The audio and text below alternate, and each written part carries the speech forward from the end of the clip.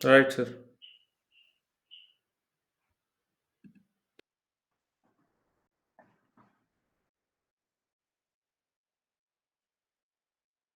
देखिए, last time, I mean yesterday, हम लोगों ने डिस्कस किया था कि what was the format of form 28। Form 28 drafting के लिए सुप्रीम कोर्ट का एक फॉर्मेट है for the purpose of SLP, और इसको हम लोगों ने एज ए रेफरेंस लेना है और इसी के अकॉर्डिंगली जहां भी मॉडिफिकेशन रिक्वायर्ड है वो करना है। ये प्रॉपरली क्लियर है कि फॉर्म 28 के अंदर से सुप्रीम कोर्ट रूल्स को मैं जरा एक बार एक पर्टिकुलर एक्सट्रैक्ट को मैं ले लूं सुप्रीम कोर्ट रूल्स का।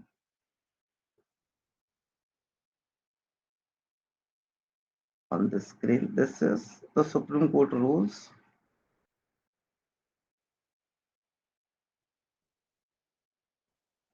और जब आप देखें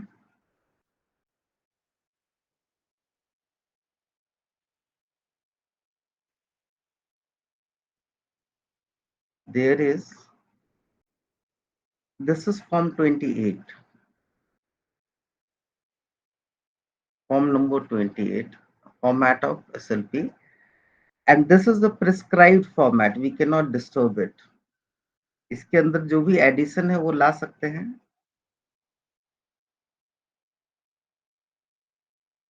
इसी चीज को हैंडबुक में भी दिया गया है, and let me show you in the handbook also.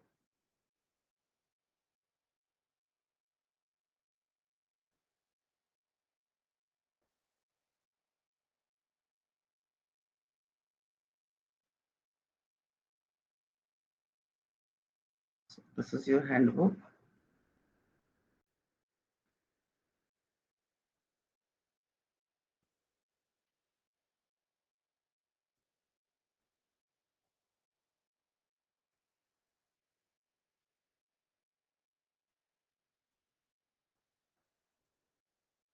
This is form 28।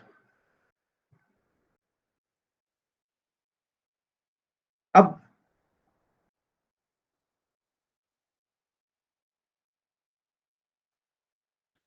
मेरा पॉइंट क्लियर है, और वो पॉइंट ये है कि यदि मान लीजिए हमको किसी को लिखना है चिट्ठी, टीचर को एप्लीकेशन,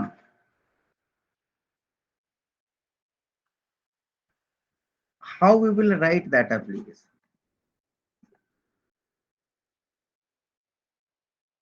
उसके साथ हम ड्राफ्टिंग को एनालॉग करते हैं।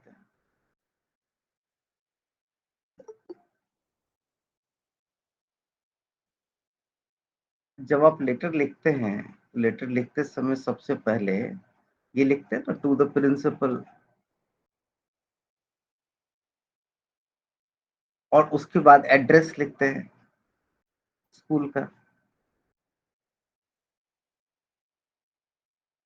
फिर pin code, and then again subject through class teacher. उसके बाद कंटेंट है, मान लीजिए किसी बच्चे को 2 दिन की छुट्टी चाहिए, कोई भी रीजन हो सकता है कि क्यों छुट्टी चाहिए, और उसके लिए एप्लीकेशन मूव करना है टू द प्रिंसिपल। कैसे एप्लीकेशन लिखा जाएगा? It's a formal application to the school.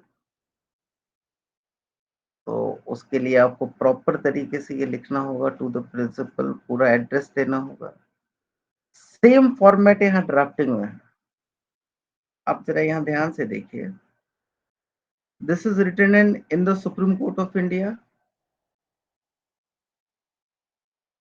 Under Supreme court rules order 21, rule 31A, civil appellate jurisdictions, SLP, under article 136 of the constitution of India, and then SLP number। What is this? ये जो 5 line है, 1 2 3 4 5 and 6, 5 line mainly, not 6, 6 line later on. ये 5 line किस लिए है?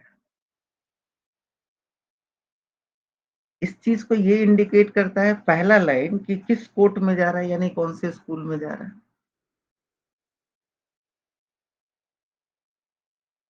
और यदि supreme court नहीं है, कोई हाई कोर्ट है, तो उसके लिए आप हाई कोर्ट का लिखेंगे।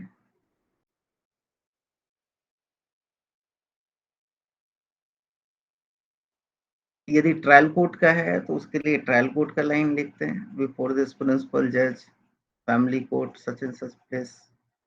This is the complete address कि कहाँ जा रहा है।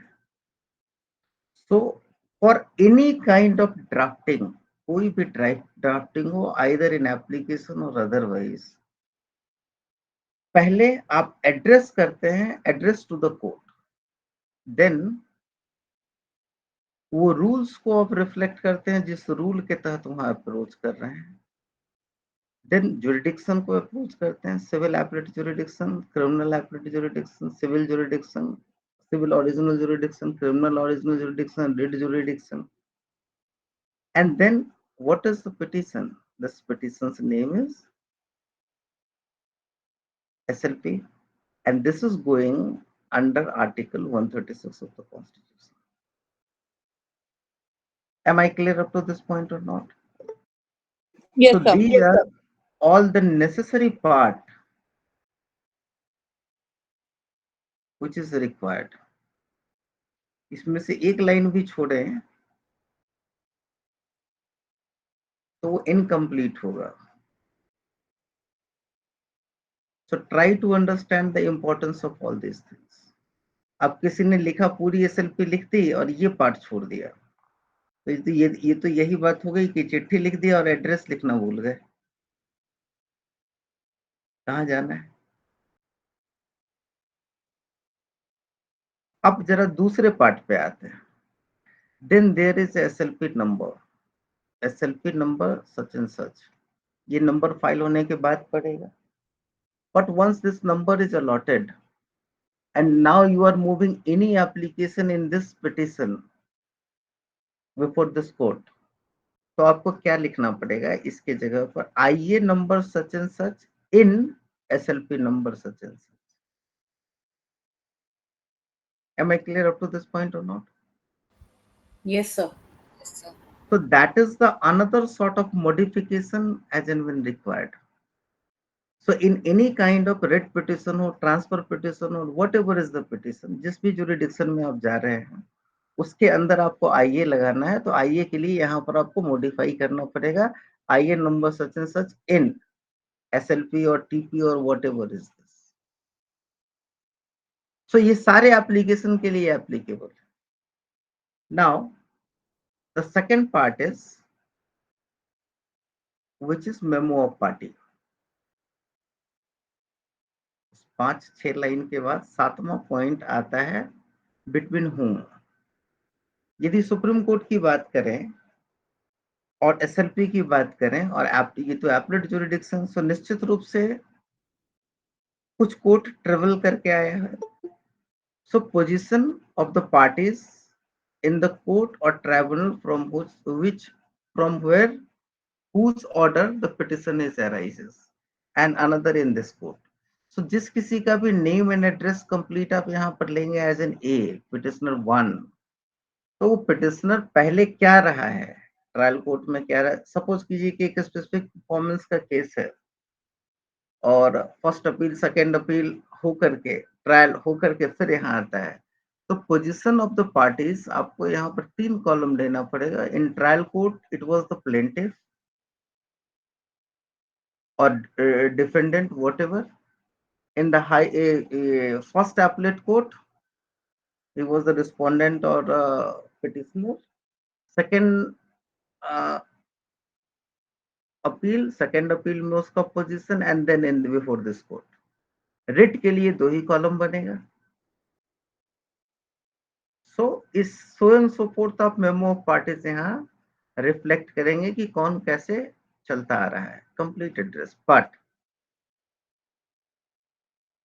यदि IA की बात हो उसमें हम पूरा मेमो ऑफ पार्टीज हर जगह रिप्रोड्यूस नहीं करते, वहां पे हम एक लाइन में लिखते हैं पिटिशनर नंबर 1 एंड अनदर और अदर्स और पिटिशन नंबर 2 एंड अनदर्स और उसके थ्रू अप्रोच करते हैं, वो लिखते हैं, that is called the cows title. This is the memo of party. There is a difference between the cause title and memo of parties. Memo of party में complete detail होता है of all the parties और cause title में complete only introductory part होता है. Am I clear up to this point or not? Is there any doubt on that? No, sir.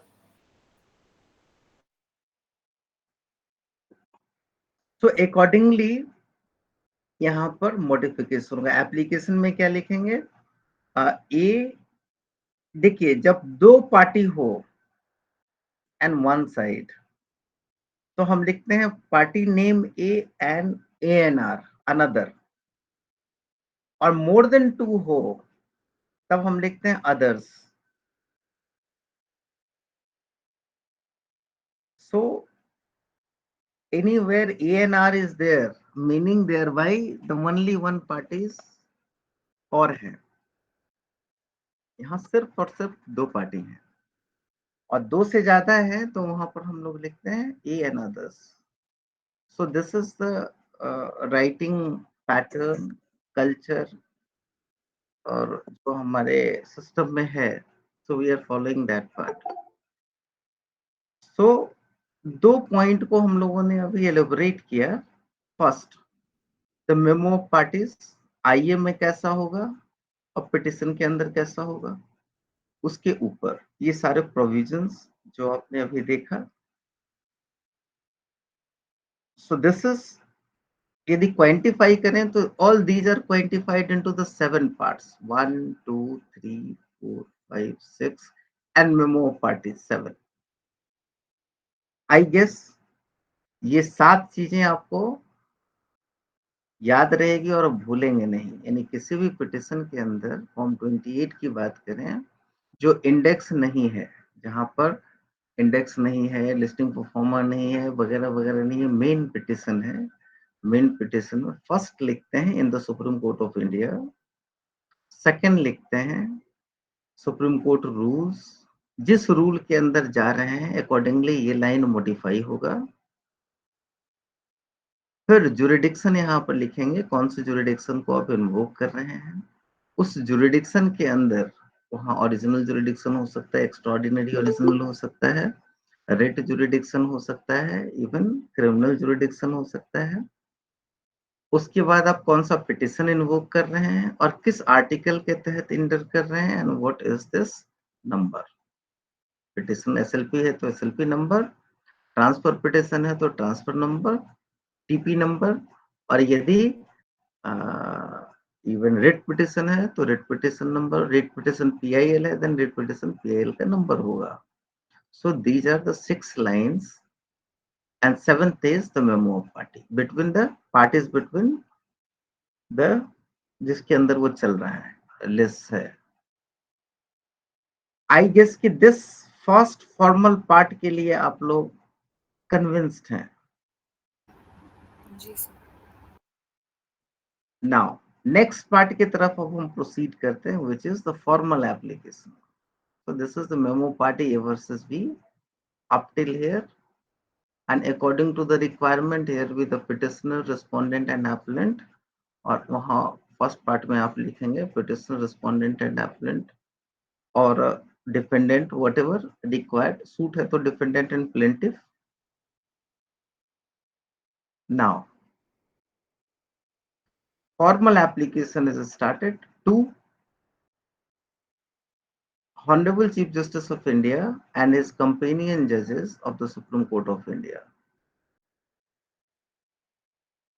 and the special leave petition of the petitioner, most respectfully Swat.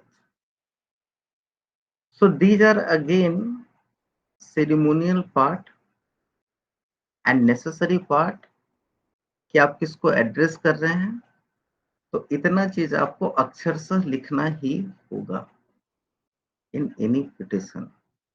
सो जितनी जल्दी आप इसको लिख करके निकल ले उतना अच्छा है. सो सेट इन योर माइंड.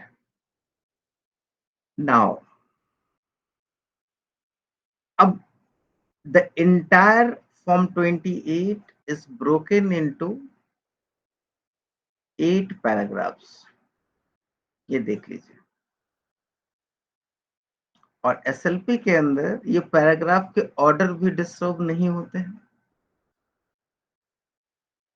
और एक पैराग्राफ कम भी नहीं होते। मान लीजिए किसी पिटिशन के अंदर आपको इंटरिम रिलीफ की रिक्वायरमेंट नहीं है, आप यहाँ पर सीधा सीधा लिख दीजिए NA या एंट्री पे not available, but you can not ignore this particular paragraph.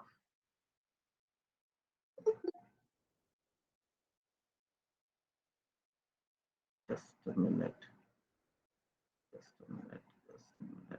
एक सेकंड मुझे दीजिएगा।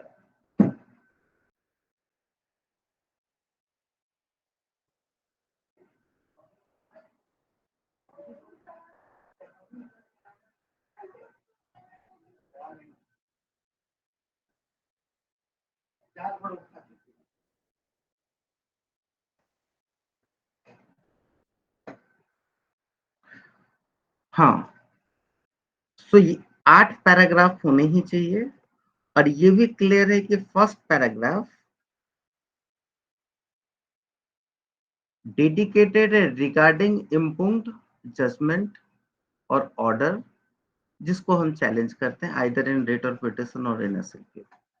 This is the introduction regarding impugned part जिससे आप ग्रीव्ड हैं। देखिए, द पिटिशनर और petitioners above named respectfully submits this petition seeking a special leave to appeal. See, the petitioners above named respectfully submits this petition seeking a special leave to appeal against, आप जरा 2-3 point को यहां notice कीजिएगा। Respectfully submits, that is, उसके बाद what, this petition, what is seeking a special leave to appeal against the detail of the impugned judgment, the judgment and order of such and such high court in such and such matter passed by court and order dated। इतना लिखने के बाद आप ये जरूर लिखेंगे thereby the petition is allowed or dismissed। यही चीज यहाँ लिखा हुआ under bracket, hereby specify the court and tribunal against whose order the leave to appeal is sought for, together with the number of cases, date of the order, nature of the order, such as allowing or dismissing the matter or granting or refusing the interim order, etc. ये सारी चीजें, ये चीज यहाँ पर mention होता है first paragraph. Now second paragraph is dedicated for the question of law. आप डायरेक्टली क्वेश्चन ऑफ लॉ भी ले सकते हैं और इस लाइन को भी लिख सकते हैं before starting the question of law. Declaration है रेस जुडिकेटा का, para 3, as per rules declaration, this is for the SLP civil, criminal के अंदर ये रूल का नंबर बदल जाता है। And declaration for terms 5, rule 5, this is regarding कि जो भी मटेरियल्स हैं वो कोर्ट बिलो में है और ट्रू कॉपी है। So first 4 paragraph is clear. First 2 paragraph is regarding impugned judgment and question of law. Then 2 declarations, and uske baad next 2 paragraph is the grounds. First main ground, then interim ground, and last 2 paragraph is the prayer, yani main prayer, then interim prayer. Am I clear up to this point or not? Yes, sir.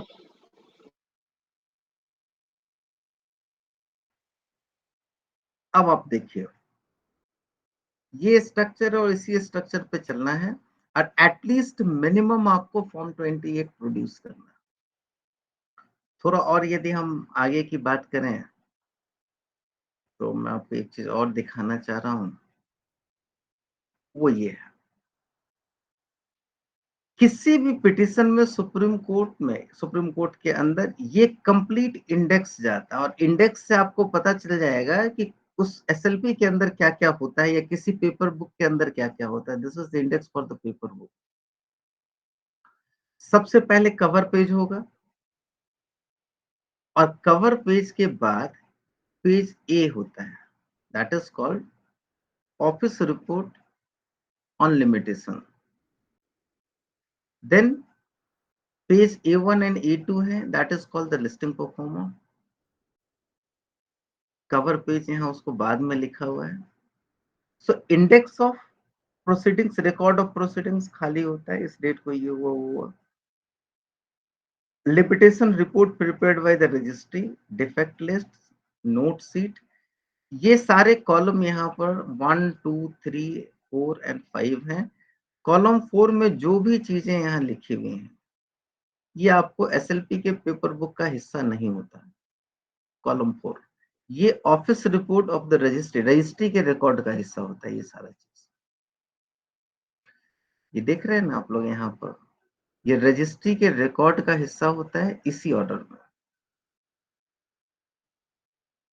इसलिए इसको आप bother ना करें, much better है।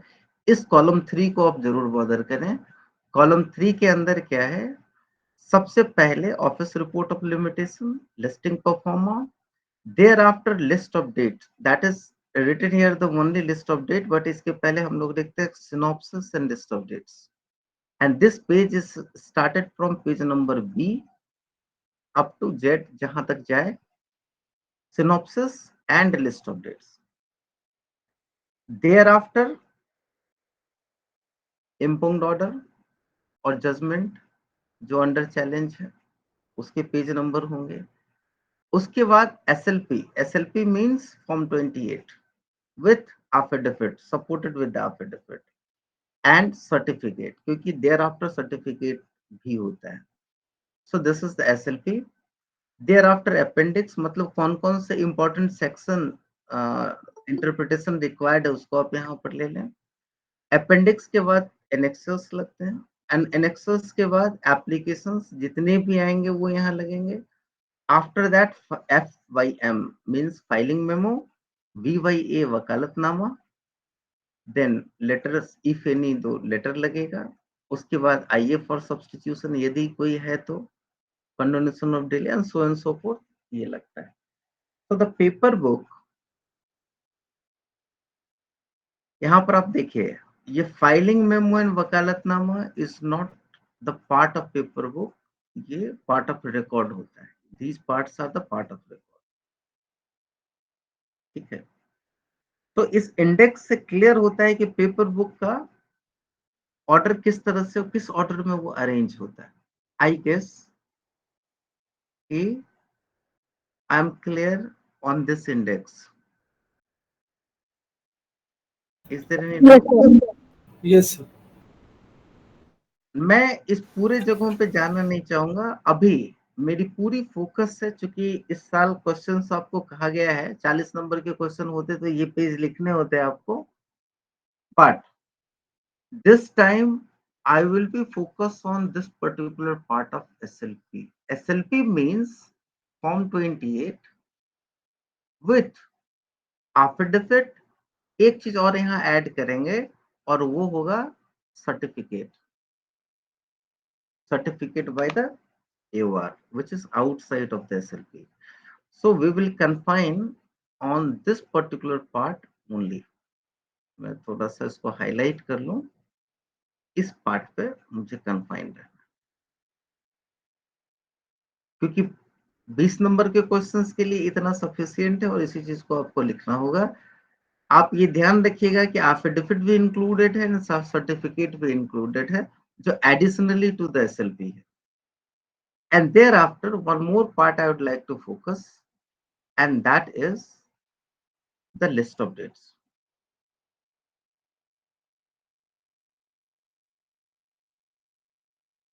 Am I clear up to this point or not?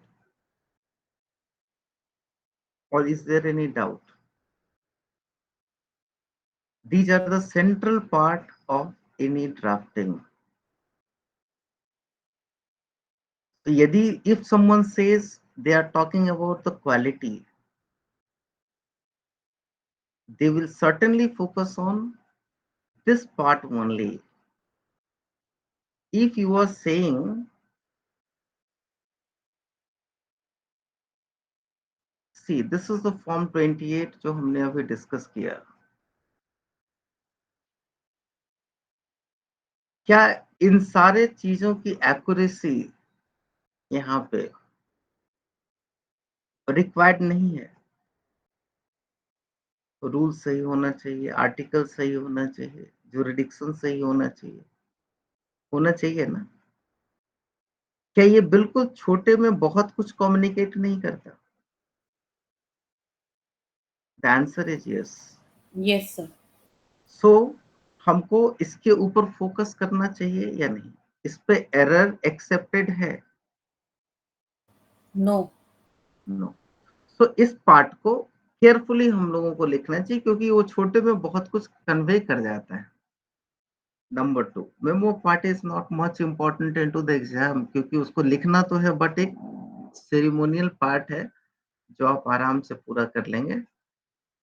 Thereafter, if you will enter into the SLP, इस पूरे SLP में आपके लिए सबसे इम्पोर्टेंट पार्ट क्या है? आप जरा देखें, ये तो है ही. मेन पार्ट है paragraph number 2, and thereafter paragraph number 5.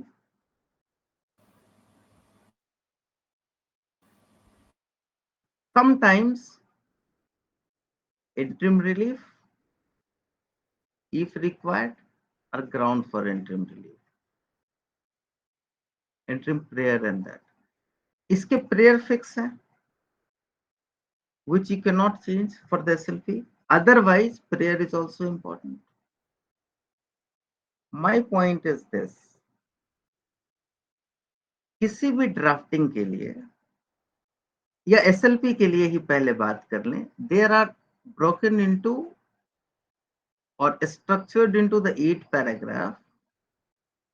उसमें 4 पैराग्राफ तो ऐसे हैं, एटलीस्ट 3 पैराग्राफ तो ऐसे हैं जो आपको लिखने ही लिखने हैं, उसमें बहुत ज्यादा एप्लीकेशन ऑफ ब्रेन नहीं है.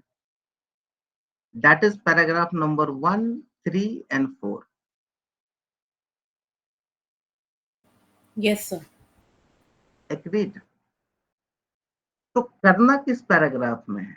पैराग्राफ और प्रेयर में भी बहुत कुछ नहीं करना. मेनली आपको 2 पैराग्राफ पे फोकस करना है, और वो पैराग्राफ है 2 and 5. 2 and 5 and sometimes section 2 and 5 कह लीजिए. और यदि इंट्रिम है तो आपके लिए रिलेवेंट हो जाएगा पैरा 6 भी, 6 and 8. Main period is fix. So almost देखिए, पैरा 5, 6, 7, 8, ये 3 पैराग्राफ नीचे से जो हमने लिया है ना, 4 पैराग्राफ, और एक और ऊपर से ले लीजिए पैरा 2. यदि इंटरिम रिलीफ नहीं है और नहीं सीख कर रहे हैं, तो ग्राउंड के अंदर 6 के अंदर हम एनए लिखेंगे और लास्ट में भी एनए हो जाएगा. मेन पीरियड फिक्स है, नीचे तीनों को छोड़ दें. तो हमारे लिए इंपॉर्टेंट पार्ट है, this is the ground,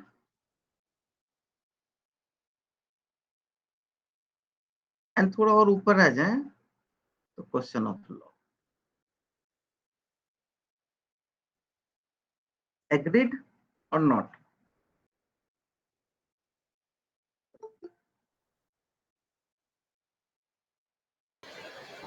Yes, sir. So SLP के अंदर या किसी भी पिटिशन के अंदर यूजुअली यदि हम ये कहें कि certain things are, so many things are required, we cannot ignoring the declaration, no, we cannot ignoring the another declaration otherwise, but mainly एक वकील का एप्लीकेशन ऑफ माइंड 3 जगहों पे फोकस करता है किसी भी पिटिशन के अंदर। नंबर 1, यदि एपलेट जुरिडिक्शन है तो एपलेट जुरिडिक्शन है तभी क्वेश्चन ऑफ लॉ आएगा। ओरिजिनल में भी आ सकता है, वहां तो इन्फ्रिंजमेंट ऑफ राइट आ जाता है, कॉज ऑफ एक्शन उसी का दूसरा नाम। But what you are seeking, whatever you are seeking, that is called the prayer, right? और आपको प्रेयर क्यों ग्रांट होना चाहिए, उसका जस्टिफिकेशन है ग्राउंड। सो ground and prayer are not independent to each other, are interconnected. This is a clear cut reasoning for the prayer is the ground.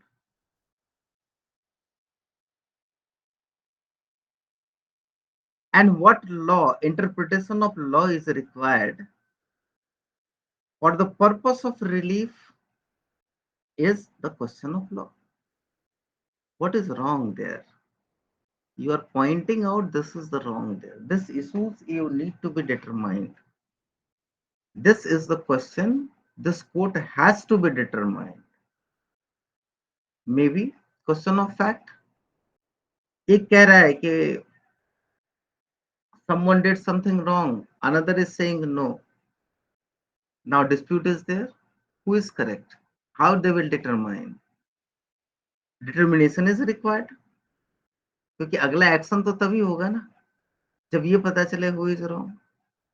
So that is coming in question of law, and every question of law is being advanced by the evidence, and accordingly the court is determining in their judgment,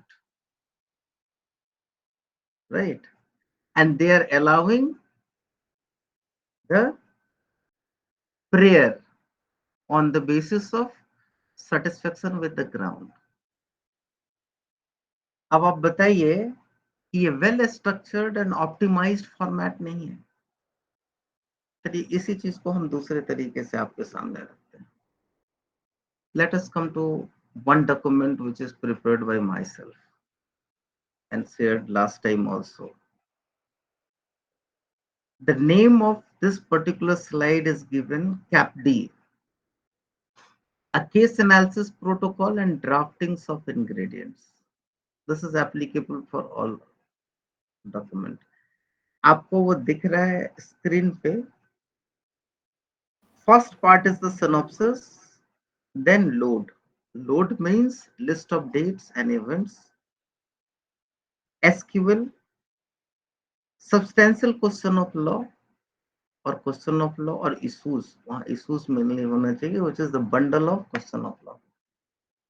Then grounds and then prayers. These are the important part. 5 points. This is the 5 element है for the drafting, जहाँ आपकी कलाकारी चलती है, जो आपके domain में है, जो हर केस में आप कोर्ट को कम्युनिकेट करते हैं। कैसे कम्युनिकेट करते हैं वो मैटर करता है। सो सम सॉर्ट ऑफ टाइम, जब टाइम का प्रॉब्लम हो और ड्राफ्टिंग नहीं लिख पा रहे हो तो कहीं ना कहीं इन 5 चीजों को फटाफट लिख देना चाहिए। एक कंप्लीट सेंस आ जाता है कि you are aware. Last moment में 4-4 5-5 ड्राफ्टिंग है, nothing will left and no one will care about the format. अब आप आगे थोड़ा सा देखिए। Analysis of fact, chronological development of list of dates and events. This is called LODE, list of dates and events. LOD, यहाँ पर एक चीज मैंने छोड़ा, and that is called chronological development. ये बिल्कुल sequential with respect to time होना चाहिए द फैक्ट। और इसमें फैक्ट मींस दोस फैक्ट जहां आपका इन्फ्रेंस नहीं होना चाहिए। ये हुआ तो हुआ, ये हुआ तो हुआ। और यदि आपको इन्फ्रेंस ड्रॉ करना है तो नेक्स्ट पैराग्राफ में आप अपना सबमिशन कीजिए कि वहां क्या रॉन्ग है या आप क्या कहना चाहते हैं। बट कोर्ट पे पिटिशन के दौरान उस फैक्ट के साथ कोई छेड़छाड़ नहीं होनी चाहिए। और ऐसा नहीं कि सारा फैक्ट वहां पंप करते जाओ, वो भी नहीं है। All the relevant fact is required only for the purpose of SLP. Why? You are making prima facie case. और जब कोर्ट अलाउ करेगा SLP, तब वो अपील बनेगा, तब वो सारा देख लेंगे। कॉन्सेप्ट ये है, तब तो पूरी की पूरी चीज आएगी, रिकॉर्ड मंगवाया जाएगा और पूरे अपील के तरफ से उसको डील करेंगे। But this is the summary trial. यहाँ पे ये तो आपको डिस्कस करना पड़ेगा कि मेनली प्रिमा फेसाई केस कैसे मेड आउट होता है। तो the development of list of dates and events in chronological order, analysis of supportive document placed on record before the court below, facts based on personal knowledge and belief of the prayer concerned. So ये सारी चीजें this will come from input from the client itself, और उसी के basis पर आपको develop करना है, एक ऑर्डर में अरेंज करना है ये सारी चीजें को in the background of your mind की क्या क्या रिक्वायर्ड पार्ट। दूसरा पार्ट है, इंपॉर्टेंट पार्ट है और वो जरूरी पार्ट है, which is called the analysis of impugned order for the purpose of appellate jurisdiction, executive नहीं, यहाँ judicial order only, for the purpose of writ और original jurisdiction executive order is required and advisable legal remedies. See, facts recorded, impugned judgment के अंदर आप ये पढ़ेंगे क्या facts था जो रिकॉर्ड किया गया, observations by the court, reasons recorded by the court, finding on facts and law.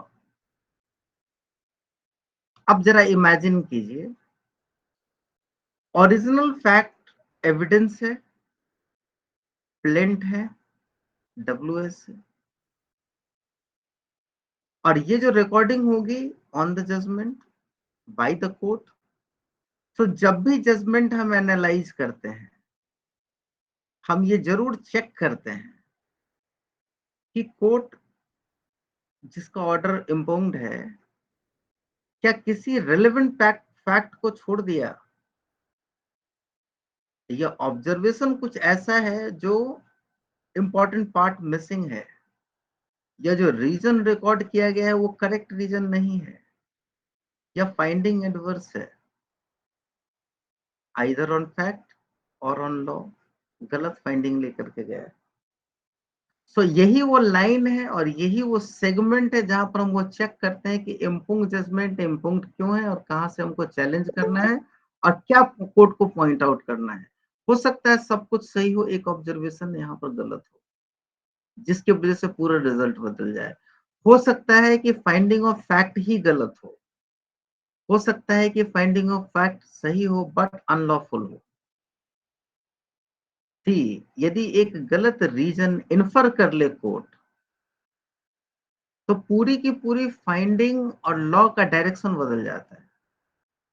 So all the sources of illegalities is coming from this particular part only, either 1 2 3 4 and 5 or the combination of all or combination of any two.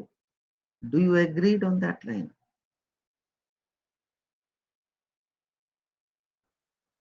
Ahmed sir. Yes, sir. Perfectly said, sir.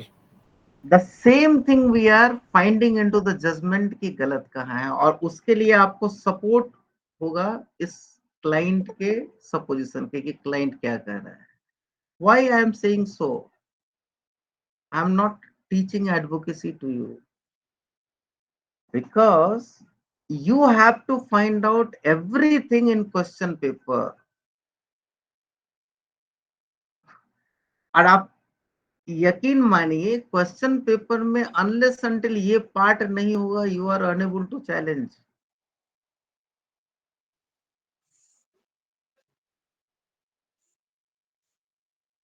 मैं बहुत ज्यादा detail नहीं जाना चाहता. Another is the analysis of finding on fact,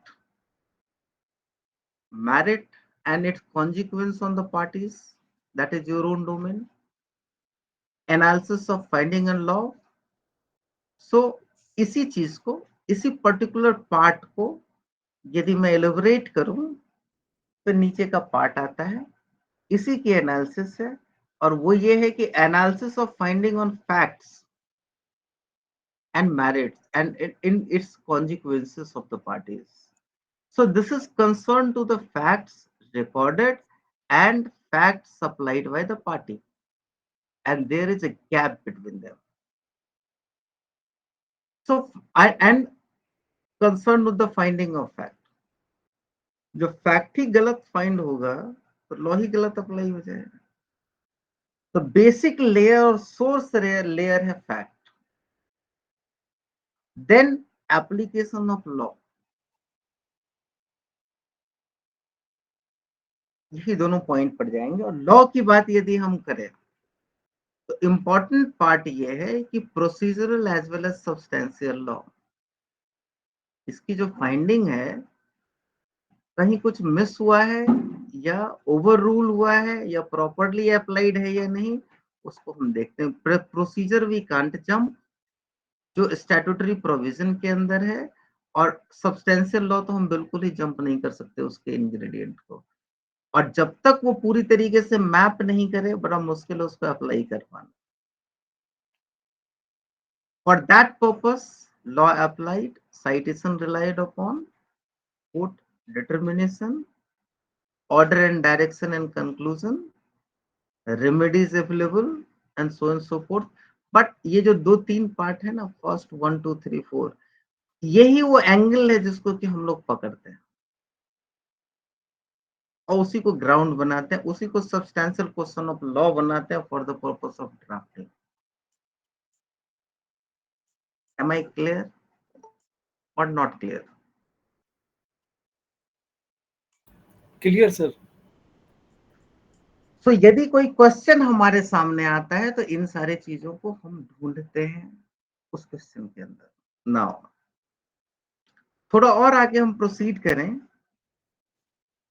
तो अब आ जाते हैं ड्राफ्टिंग के necessary ingredient, either standard or prescribed. अब ये बहुत बड़ा क्वेश्चन है जो मेरे सामने कई बार आया है, मैं आपके सामने ये रिपीट करता हूँ और रिपीटेटिवली ये आता ही आता है. वो ये है कि इसकी ड्राफ्टिंग आप ग्रुप पे आप देखेंगे बहुत, और उसको वो I hate those part specially. आप ये कहेंगे कि एसएलपी की ड्राफ्टिंग भेज दीजिए भैया, एसएलपी क्रिमिनल की ड्राफ्टिंग क्या है उसको भेजो. दूसरा कहेगा कि नहीं अपील की ड्राफ्टिंग कैसी होनी चाहिए. तीसरा कहेगा कि टीपी की ड्राफ्ट उसका एक फॉर्मेट भेज दीजिए.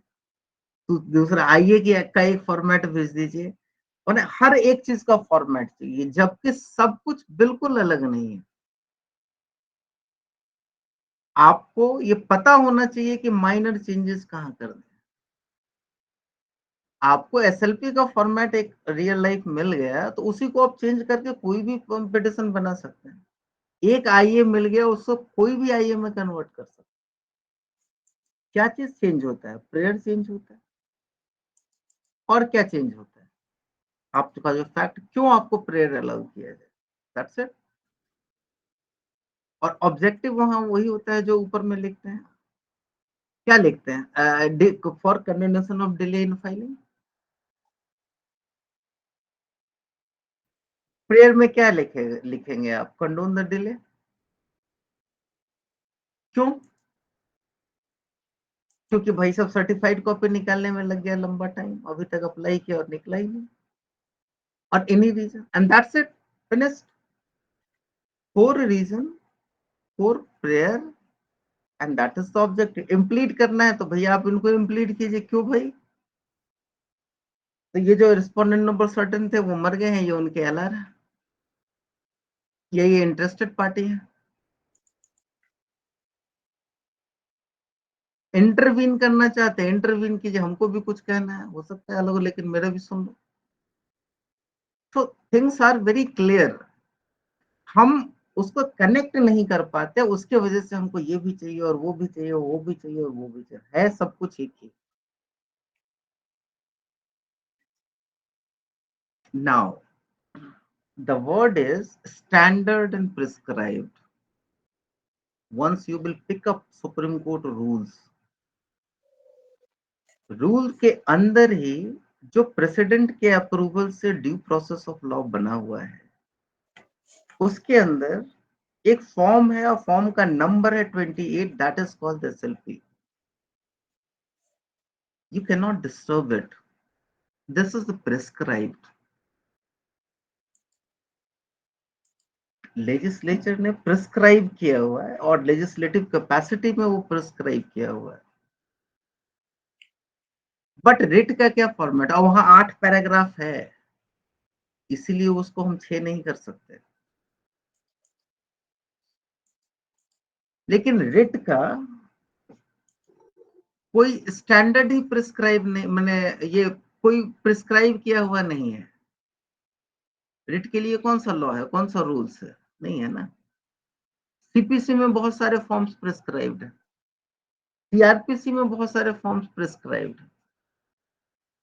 हम लोग देखते नहीं है, मांग लेते हैं कि भैया ये दे दो, कोई फॉर्मेट नहीं, ऐसा कुछ ला दो। ऐसा जो है ना, जरा एक बार देखिए तो आपको वहां दिखेगा, फॉर्म भी दिखेगा, फॉर्मेट भी दिखेगा, something is prescribed, so many things is prescribed. लेकिन जहां प्रिस्क्राइब्ड नहीं है उसको हम कहते हैं स्टैंडर्ड फॉर्मेट।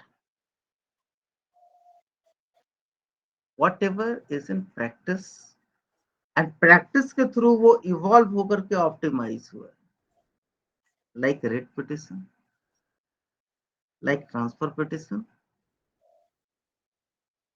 है ना।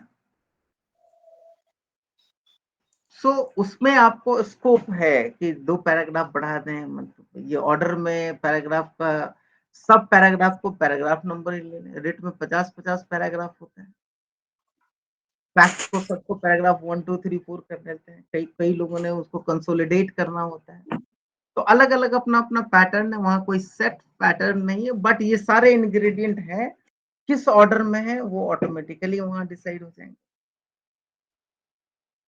सो these are either standard or prescribed. दोनों फॉर्मेट के अंदर जो इंपॉर्टेंट पार्ट है वो इंपॉर्टेंट पार्ट ये 10 है। अभी अभी हमने दिखाया आपको कोर्ट एड्रेस। यदि मैं वापस चलूं तो आपको मैं यहाँ प्रैक्टिस एंड प्रोसीजर में ये दिखाऊंगा, यहाँ आपको पॉइंट आउट करूंगा। ये जो सैडेड पार्ट है, this is as an court address. Another is MOP, which is called the memo of parties or cause title. उसको आप जब यहाँ देखें तो another is the memo of party and cause title, ये प्लेस है उसके लिए।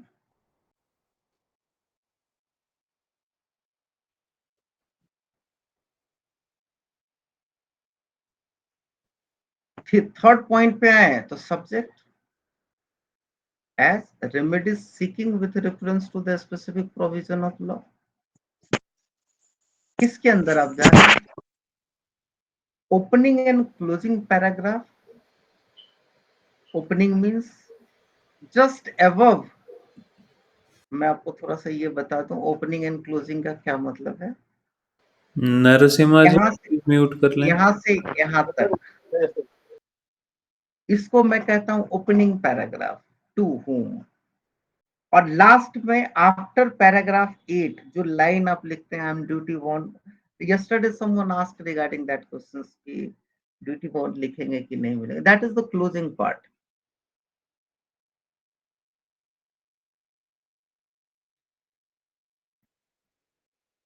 अब पिटिशन के अंदर की बात करें, इसके अंदर डिक्लेरेशंस है जो आपको याद ही करने पड़ेंगे, सर्टिफिकेट है, इस फॉर्मेट को भी आपको सिर्फ मेमोराइज करना है, और आपको एफिडेविट भी मेमोराइज करना है कि कैसे लिखाना है।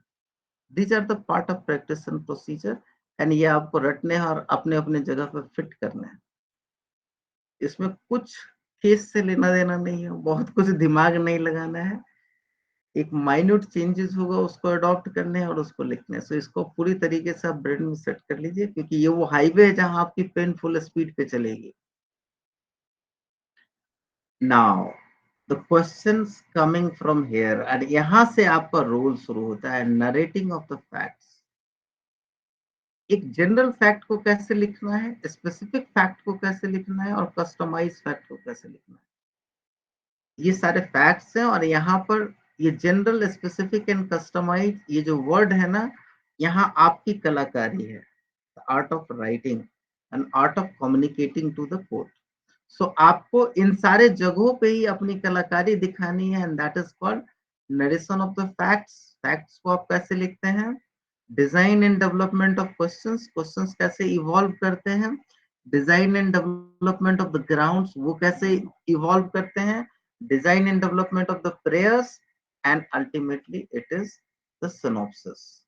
सो सिनॉप्सिस एंड फैक्ट्स, इसी फैक्ट्स को हमने ऊपर में कहा है load, list of dates of events. तो ये जो 5 पार्ट है जहां पर आप एग्जैक्टली केस सेंट्रिक डेवलपमेंट करते हैं, जो केस टू केस डिफरेंट होता है। Am I clear up to this point or not? Yes, Yes. sir, very clear. Sir In sir one thing SLP, sir, इसमें थोड़ा प्रकाश डालने, जनरल, स्पेसिफिक एंड कस्टमाइज। उस पर कुछ नहीं है, मैंने वो है आपका डोमेन कि आप कैसे लिखते हैं। कि कई बार ऐसा होता है कि कुछ चीज ऐसा होता है ना, स्पेसिफिकली आपको हाईलाइट करना है, किस ऑर्डर में, किस मैनर में, कैसे करते हैं, that is your own things. उसको आप इग्नोर कीजिए अभी फॉर द टाइम बिंग। वो टाइम टू टाइम पूरे लाइफ में आप इवॉल्व करेंगे, वहां कैप्चर करेंगे। और इनफैक्ट ये तीनों वर्ड हमने क्यों डाला था अभी मेरे ब्रेन में आ भी नहीं रहा है, इसका कोई connection and justification, because this document was prepared, I guess के 3-4 साल हो गया इसको तैयार किया। 17 में या 18 में हमने बनाया, 17 में ही बनाया था, सॉरी 8 years बैक। तो ये 8 साल पुराना है, I am sorry, but relevant है, रिलेवेंट है। So this is the structure of the every drafting, and I guess कि आज के डिस्कशन में हमने ड्राफ्टिंग के सारे इंग्रेडिएंट को फॉर्म 20 और इसके साथ कनेक्ट किया। Do you have any doubt on that? These are the No, sir. ingredients just now. अब हम एक काम करते हैं, एक डेमो करते हैं। Demo means real time demo करते हैं, 1 साल का एक क्वेश्चन पिकअप करते हैं और इन सारे इंग्रेडिएंट को ढूंढते हैं। Can we do the exercise? We are ready for that. Yes sir. Yes, sir. Yes. चलिए अभी जरा आप देख लीजिए, थोड़ा तैयारी कर लेते हैं क्वेश्चन में एंटर करने से पहले। इतना तो पक्का है, फर्स्ट पॉइंट हम लोगों को देखना चाहिए लिस्ट ऑफ डेट्स। फैक्ट तो क्लियर है, उसमें कुछ हमको करना नहीं, ऑलरेडी नरेट करना है, वहां दिमाग लगाना ही नहीं, जो है वो है। रिलेवेंट मटेरियल फैक्ट को पिकअप करके डालना है। We are, our role is start for designing the questions, grounds, prayers, and finally the synopsis on the basis of these facts. But how to write the facts itself, you know, the important part, we cannot ignore it. हमने क्या किया, And of course, the important ingredient is, आपको थोड़ा सा और मैं ऊपर कर लूं, इसी स्लाइड्स पे मैं ये दिखाऊं. This is the important part because in the appellate capacity, impugned judgment आपको हाथ में आएगा और उसको इस पर्टिकुलर पार्ट पे उसमें क्या गलती है, what is the error into them, what is the unlawful into them, इसी को हम सबसे पहले कैप्चर करते हैं. That was supposed to be done by the court below and it was ignored.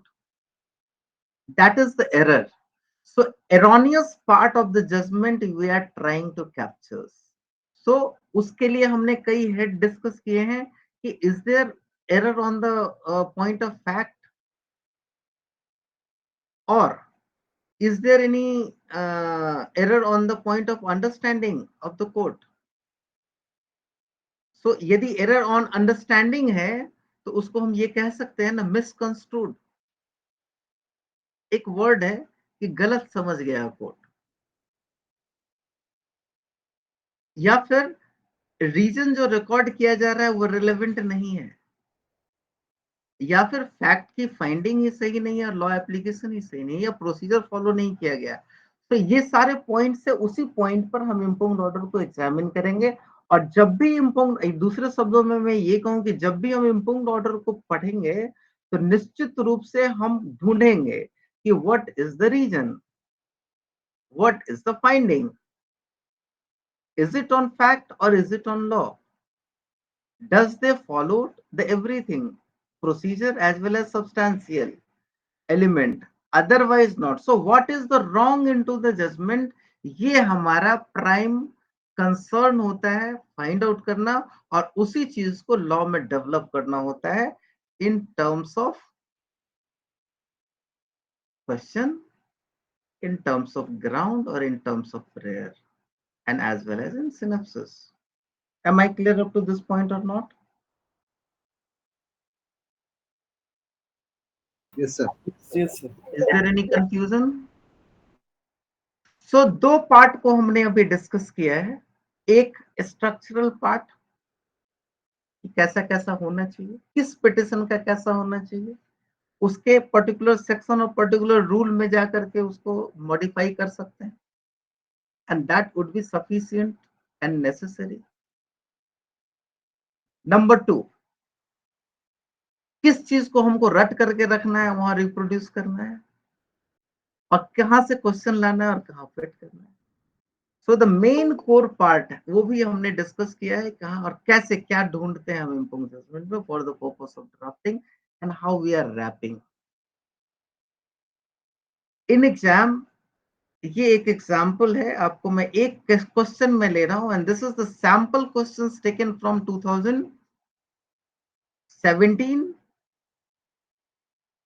Question number 2A, question paper 2 AOR examination 2017. ये पूछा गया क्वेश्चन है 2017 में ड्राफ्टिंग के पेपर में, question number 2A. Am I clear up to this point or not? ये particular questions को आपके कन्वीनियंस के लिए और बार बार इधर उधर ना करना पड़े, मैंने क्या किया कि पूरे के पूरे क्वेश्चन को आपके लिए रिप्रोड्यूस कर दिया.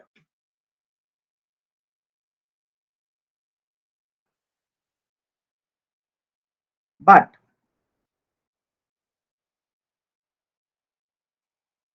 मैं आपको कुछ और चीज उसमें ऐड करके, हमने जो ऐड किया ना, ये देखिए. Once I am saying I am reproducing, meaning thereby जो उस क्वेश्चन में था एग्जैक्टली हमने रिप्रोड्यूस किया, बट कुछ रिमार्क हमने इंसर्ट किया है. जैसे ये क्वेश्चन था, question number 2A, prosecution case as unfold in a trial court was that. ये जो मार्क है ना ए, ये मैंने इंट्रोड्यूस किया है, और इसके साथ ये एरो के साथ जो बोल्ड पार्ट है वो मैंने इंसर्ट किया.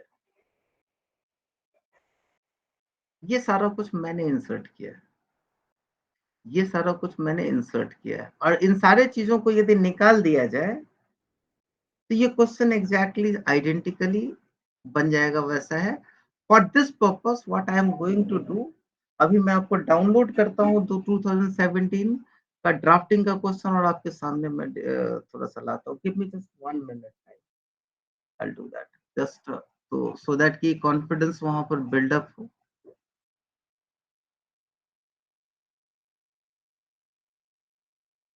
और जिनके पास होगा वो देख सकते हैं। 2017 यस क्वेश्चन पेपर,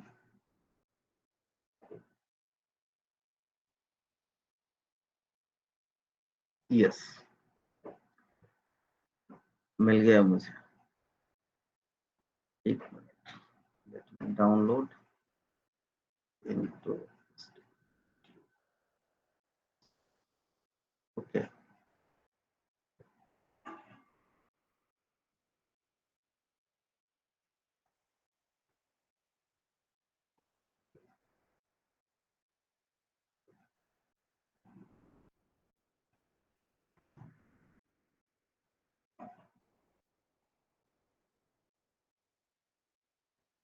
सी आपके स्क्रीन पे ये 2017 का क्वेश्चन पेपर है।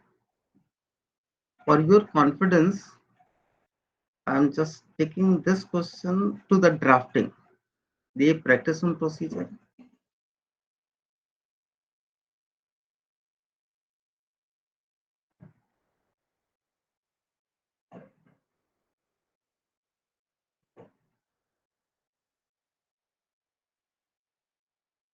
ये ड्राफ्टिंग का पेपर है।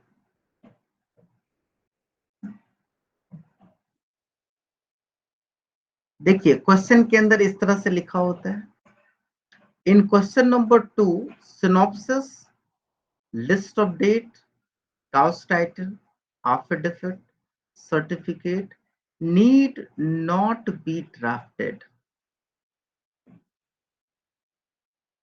लेकिन लोग क्या करते हैं, तरीके से ये इंस्ट्रक्शन पढ़ते नहीं है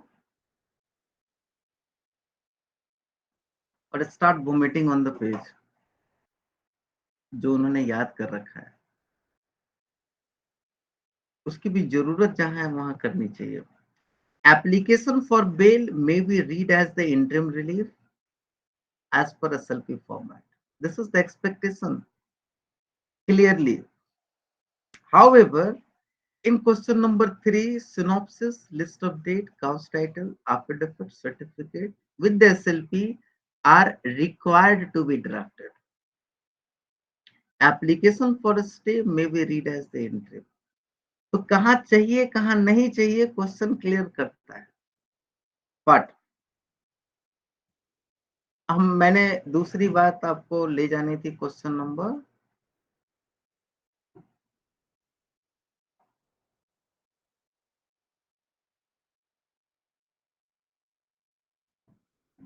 यस ये क्वेश्चन है, the prosecution case as unfolded in a trial court was that when the deceased was going towards his house along with son such and such, ये सारी कहानी है, दिख रहा है। एक पैराग्राफ क्लोज हुआ, दूसरा पैराग्राफ स्टार्ट हुआ, तीसरा पैराग्राफ स्टार्ट एंड क्लोज, चौथा पैराग्राफ, पांचवा पैराग्राफ। देखिए पांचवें पैराग्राफ में मुझे दिख रहा है, on appeal filed by the state the high court reverse the order of acquittal and convicted A1 to A2 for the offense punishable under section 302, read with 149, and A3 to A5 convicted under section this। इतना तक हो गया। The reasoning of the High Court is that PW1, PW2, PW3 are injured witness and some inconsistencies need not be dislodge their evidence। अब जरा देखिए disturbing part ये है, some inconsistencies need not dislodge in their evidence। Why? Criminal तो strictly follow होता है, उसको तो आपको एड्रेस करना पड़ेगा कि क्यों इनकंसिस्टेंसी है. Further, that non explanation of injuries on injuries on A5 is not very material and is not fatal. आपको कहना है fatal है. Even if there is no injury on the chest of the deceased, injuries found on head could be caused by the weapon. Could be. Assumption cannot be. ये तीनों ground है, इसी ground पे इनको कन्विक्शन दे दिया गया है और मर्डर का है, लाइफ का है. तो आप बताइए इसको क्या करना है. So what I did, I read only those para जहां हाई कोर्ट के ऑब्जर्वेशन, यहीं से क्वेश्चंस निकालने. बट ये कुछ स्पेशली डिजाइंड क्वेश्चन था.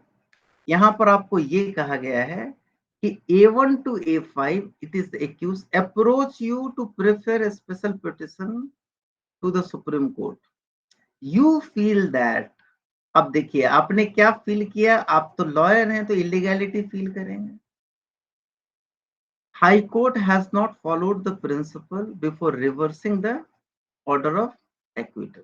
तो रिवर्स करने के लिए एक सर्टेन प्रिंसिपल है, जब रिवर्स करके आप पनिश करेंगे तो आपको हर एक चीज जस्टिफाई करना पड़ेगा. You can not do it lightly.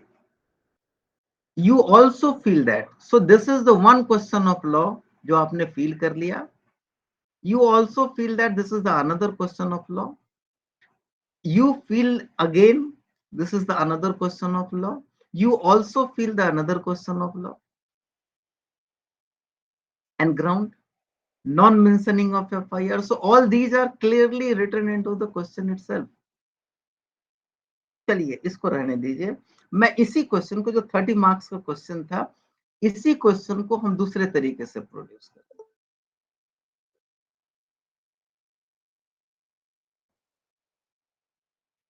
और दूसरा तरीका ये है, क्या हो गया रे, तो दूसरा तरीका ये कि ये पूरा पैराग्राफ है ना, इसी क्वेश्चन को जो मैंने रिप्रोड्यूस किया आपको मैं ये दिखाता हूं. Come to this particular point and come to this part. Question is very clear. The prosecution case as unfolded in a trial court was that. आप जरा देखिए. Was that when. फिर आप यहां पर आ जाइए. ये सारा कुछ फॉर्म्ड और उसके बाद assaulted. देखिए ये लाइन को देखिए. When the deceased is going to this, even and this and he is this and assaulted. फिर मैं आपको यहाँ क्वेश्चन दिखा. That when the deceased is going to this, accused restrain them, and it is alleged that all the accused formed an unlawful assembly and assaulted that the deceased and his son stones and clubs. So ये सारे ये बिल्कुल exactly identical part है जिसको हमने reproduce किया है. Paragraph 1 को ए ही रखा है और उसको हमने पूरे तरीके से यहाँ पर रिप्रोड्यूस कर दिया. आप जरा लास्ट लाइन देखिए. Did not find any injury on the chest of the disease. Question में आप आइए, बिल्कुल वैसा ही है. डिसीज ऑन द चेस्ट है ना. Now paragraph number 2. Paragraph number 2 को हमने वापस इस पे दिखाऊं मैं, इसको हमने क्या नाम दिया, paragraph number B. Exactly and identically आप जरा वहां देखें. A1 एंड सी पहले आपको क्वेश्चन में दिखा दो. A1 to A3 were charged with offense punishable under section such and such. The closure report was filed in respect of this. इसी चीज को हमने यहाँ पर लिख दिया है. Under section 6 the closure report was filed on this. ठीक है. So and so forth. मैंने पूरे क्वेश्चन को ही रिप्रोड्यूस किया है. ऑन अपील हाई कोर्ट ने क्या कहा यहाँ पर, A2 to approach to you, इसका ये है. और लास्ट लाइन है draft this and this and all. What I am trying to establish, मैं आपको ये कहने की कोशिश कर रहा हूँ क्वेश्चन के साथ कि मैंने उसी क्वेश्चन को एनालाइज किया है, अब क्वेश्चन आइडेंटिकल है, उसके साथ छेड़छाड़ नहीं किया है। तो क्वेश्चन पढ़ते समय मेरे दिमाग में क्या था, हमने किस पॉइंट को पकड़ा है for the purpose of drafting, वो मैं आपको डेमोन्स्ट्रेट करने के लिए हमने इसको ब्रेक किया है। Am I clear up to this point or not? सो मैं क्वेश्चन पे नहीं जाऊंगा और थोड़ा सा और बैकग्राउंड में इसके ऊपर पे जाऊंगा, मैं आपको ये समझा दूं, थोड़ा ये दिखा दूं। सो these entire questions having 5 paragraphs, sorry, 6 paragraphs. First paragraphs is relevant facts and materials on record. आप पढ़ के देख लीजिए, केस के फैक्ट्स हैं। Second paragraph is the police investigation report and charge sheet. Third paragraph is the case of the prosecution before the court, trial court. Fourth paragraph is analysis of evidence and finding of the trial courts. Fifth paragraph is the High Court analysis on trial court order, evidence and findings. And finally, your case before this honorable court.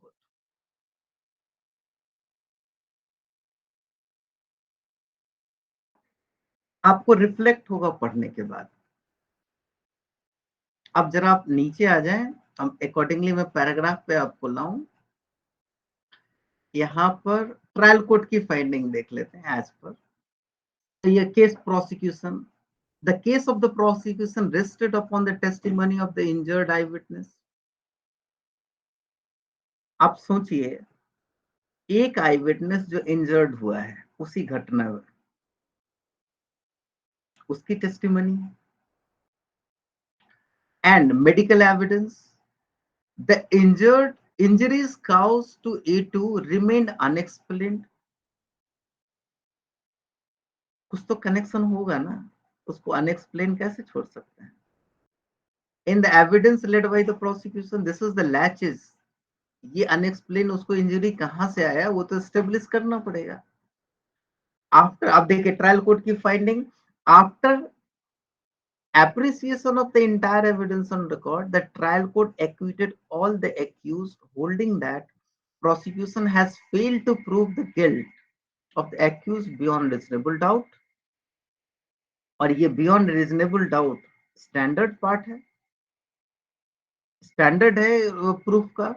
The main reason for the said acquittal were that. So the main reason for the acquittal was that. तो ये तो इसको तो रहने दीजिए, हम reasoning यहां से देखेंगे ना। The evidence of the eyewitness is inconsistent and not trustworthy. इसीलिए acquittal था। There is improvement in the evidence. आज कुछ और कह रहा है, कल कुछ और कह रहा है। The role of A1 and A2 is stated for the first time in evidence. माने वो अभी आकर के पता चला, पहले तो कभी हुआ ही नहीं, इवॉल्व हो रहा है। So medical evidence not mentioned about any injury on chest and non-explanation of the serious injury on person one accused by the prosecution is fatal. Prosecution इसको क्यों छुपा रही है, क्यों नहीं एक्सप्लेन कर पा रही? ये इस सारे ग्राउंड के बेसिस पर उन्होंने डाउटफुल क्रिएट किया और केस को, सारे एक्यूज को एक्विट किया। But on appeal high court ये कहती है कि order of acquittal and convict कर दिया इन दोनों को। और बेसिस क्या लिया? 302 के लिए। और बेसिस क्या लिया? अरे इनकंसिस्टेंसी कंसिस्टेंसी कोई बात नहीं, उतना चलता है, क्रिमिनल में नहीं चलता है, ये स्टैंडर्ड ऑर्डर है और इस ग्राउंड पे आप नहीं रिवर्ट कर सकते। And non explanation, it is not a fatal, it is extremely fatal. तो ये हाई कोर्ट की फाइंडिंग है। बट अब आप देखिए, हमने जो इस पैराग्राफ में योर केस वाले जो पॉइंट पे लास्ट पैराग्राफ, तो सिर्फ क्वेश्चंस पे ही हमने लिया। To prefer SLP to the Supreme Court, you feel that, what you feel that, this is the ground 1। You also feel that, this is ground 2,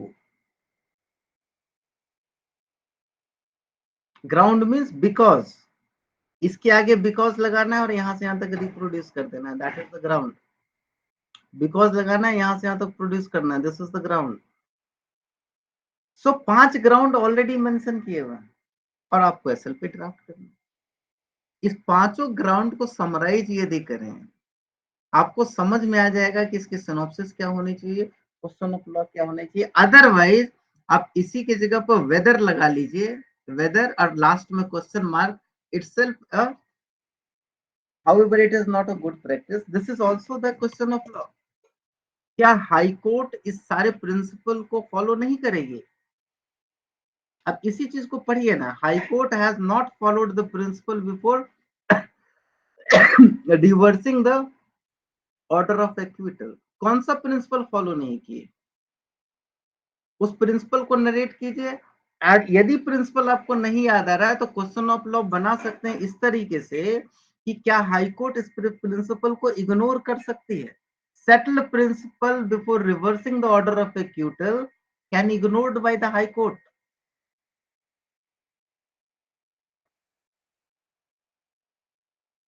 I witness are relatives and no independent witness is examined. So it would be trustworthy without examining the independent witness. Law ये कहता है, yes, you can rely on eyewitness or interested witness, but it must be correlated with the other substances, circumstances. Otherwise, it's a doubtful. So there is a material improvement of evidence. So material improvement, how it can be trustworthy? So these are the questions of law can be created from this particular part. ये आपको question से reflect होता है। After that what I did, so this is the question clear. आपको ground मिल गया और ground से ही आपको क्वेश्चन ऑफ लॉ मिल गया और ऑब्वियसली सिनॉप्सिस मिल जाएगा। सारा कहानी आपको ये लास्ट का 3 पैरा पढ़ने के बाद आपके सामने आ जाता है क्लियर है। खास करके फोकस आप कीजिए पैराग्राफ नंबर एफ, तो आपको क्लियरली पता चल जाएगा कि ये केस क्या है और क्या ग्राउंड है और क्या एरर है इस केस में, कहां हाई कोर्ट ने रॉन्ग किया है। और finally what I developed, for example this is the synopsis for the case. The instant SLP arises out of a judgment by the Honorable High Court on appeal, reverse the order of acquittal of the petitioners herein passed by the learned trial therein, यहाँ herein नहीं therein होगा, passed by the learned trial court and convicted A1 to A2 for the offence punishable under section this, and this is convicted under section this. It is pertinent to mention that the learned trial court acquitted all the petitioners therein or the petitioners herein, okay, herein after appreciating the entire evidence on record and holding the prosecution has failed to prove the guilt of the accused beyond reasonable doubt, and the evidence of the eyewitness is inconsistent and not trustworthy, and there is the improvement in the evidence given by this as mentioned subsequently, and the role of A1 and A2 is stated for the first time in the evidence. ये crucial fact of the case, paragraph last से ही हमने pickup कर लिया। Question of law, whether due process protection of accused protected under Article 21 of the Constitution of India and need for due application of mind by the appellate high court and specifically during reversal of the acquittal order and conviction of this, whether the high court is duty bound to state reasons on the basis of evidence on record or before departing from well-reasoned trial court order and during reversal of the acquittal into the conviction in under section this of the IPC. So this is the important and sufficient substantial question of law for the question. Whether the High Court is not bound to follow the law declared by Honorable Supreme Court under Article 141 of the Constitution of India in such and such case. The Honorable Supreme Court of India held that the court is the first appeal, court of the first appeal. It is necessary for the High Court to consider whether the trial court assessment of the evidence and its opinion regarding acquittal deserve to be reversed, and further specifically during reversal of acquittal order into conviction under section 302 of the IPC. मैं आपको ये बताना चाह रहा हूं, ये भी एक अकेला क्वेश्चन ऑफ लॉ सफिशिएंट है जहां आप साइटेशन लगा रहे हैं और आपको याद है. Otherwise this question of law अकेले इंटायर केस को कवर करता है. Just think it.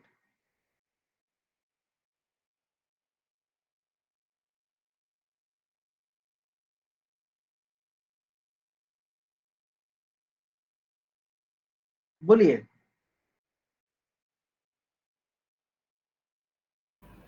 Yes, sir. Yes, तो sir. कहने का मतलब है उसको लीगल फॉर्म में आप कैसे कन्वर्ट कर लेते हैं. एक सवाल आपके दिमाग में आता है कि ऐसा क्या हाई कोर्ट कर सकता है क्या? जो नहीं करना चाहिए वो कर दिया, तो उसी चीज को तो हम इनसे पूछेंगे कि भैया आप बता दो क्या हाई कोर्ट ये कर सकता है. And that is the question of law.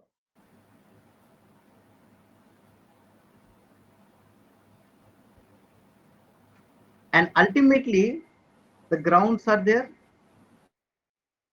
उसके अंदर बिकॉज लगा करके आप ये करेंगे. ये 4 पेज का दूसरे सिनॉप्सिस का एक दूसरा सैंपल हमने डेवलप किया.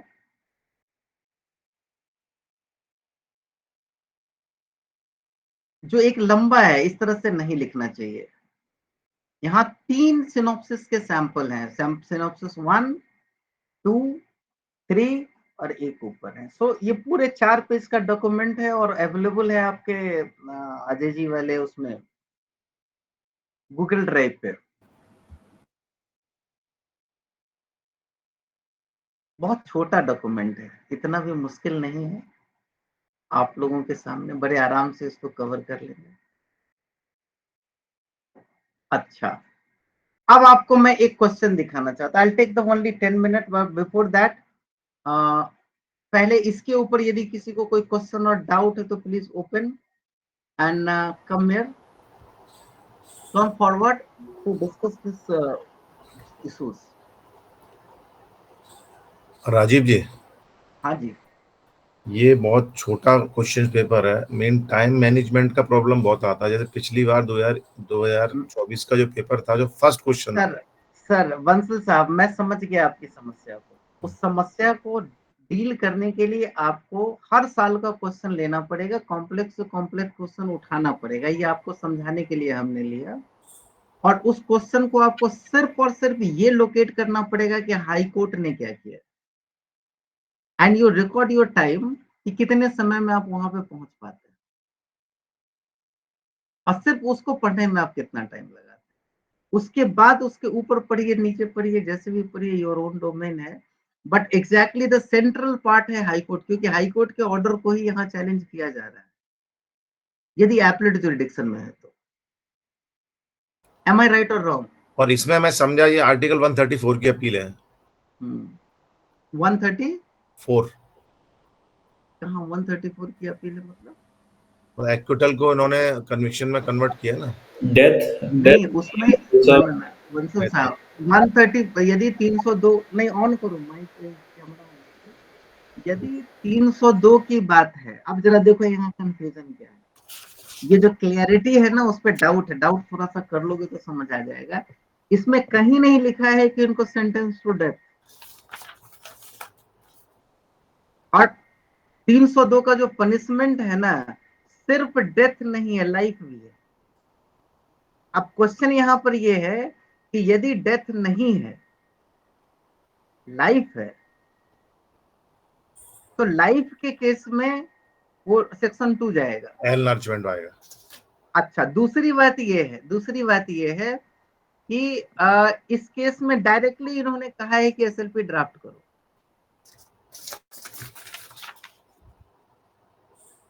यस. क्या फर्क पड़ता है, जो वो कह रहे हैं कर लो।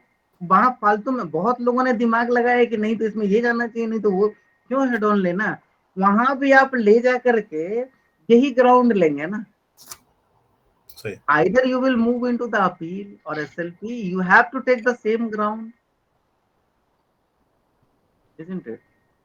प्रेयर तो आपको लेना पड़ेगा वहां पर अलग से, बट अल्टीमेटली ग्राउंड वही है, क्वेश्चन ऑफ लॉ वही है। हालांकि मैं इसको गलत तरीके से जस्टिफाई कर रहा हूँ, नहीं, डेथ नहीं है मेन। क्लियरिटी होनी चाहिए, but in the case when question is unclear और वो क्लियरली आपको ये कह रहा है कि इस डायरेक्शन में जाना है, देन को ओबे कीजिए उसको। ठीक। दूसरी बात,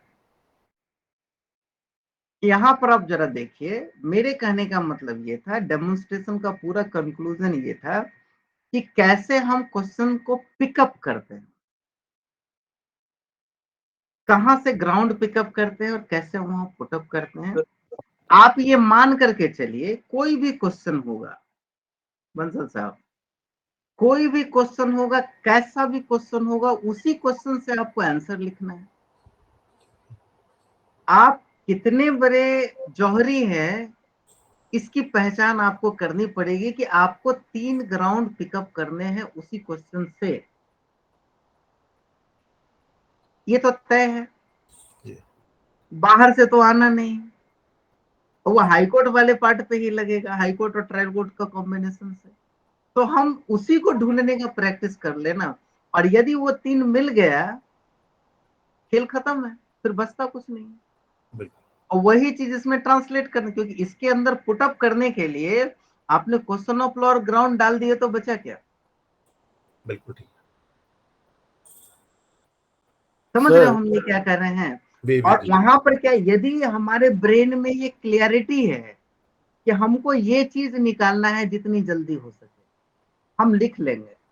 नहीं तो पढ़ते रहे, समझते रहे, करते रहे। 1 घंटा मिनिमम कहीं नहीं गया है। माने आप जो है ना पूरा एक क्वेश्चन का जो चीज में आप 1 घंटा लगाएंगे, उसके लिए आप ये समझ लीजिए कि आप 15 मिनट में कर लेंगे, लोकेट कर लेंगे, तो 45 मिनट की सेविंग है।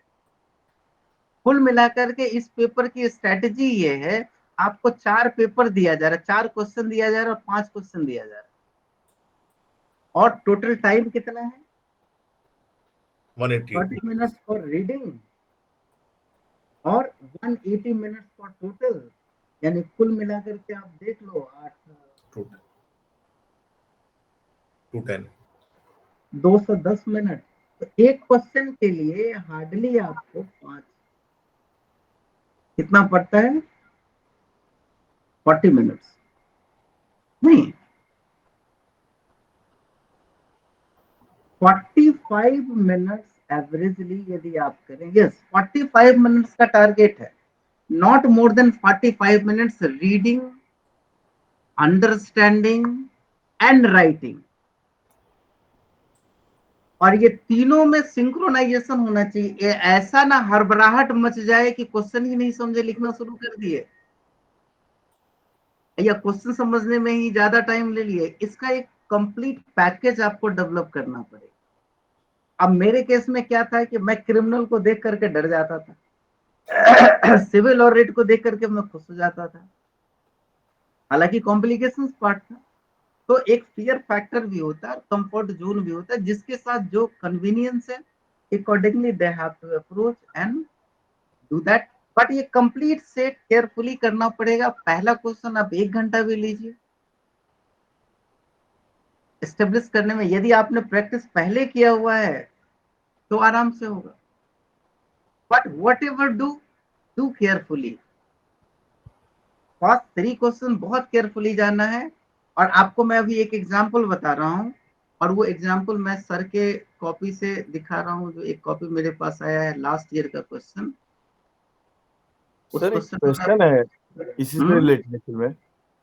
सॉरी, मैं एडवोकेट सुबोध जाऊं सर। एक क्वेश्चन एक्चुअली में इस बार मैंने अटेंड किया था, अभी जो रजिस्ट्री नहीं करवाया था ड्राफ्टिंग का लेक्चर, उसमें उन्होंने क्लियरली कहा कि इस बार हम इंस्ट्रक्शन नहीं देंगे कि आपको एसएलपी ड्राफ्ट करना है या अपील ड्राफ्ट करना है, ये आपको ड्रॉ करना है कि आपको क्या ड्राफ्ट करना है। सुबोध जी वो तो आपको डिसाइड करना पड़ेगा।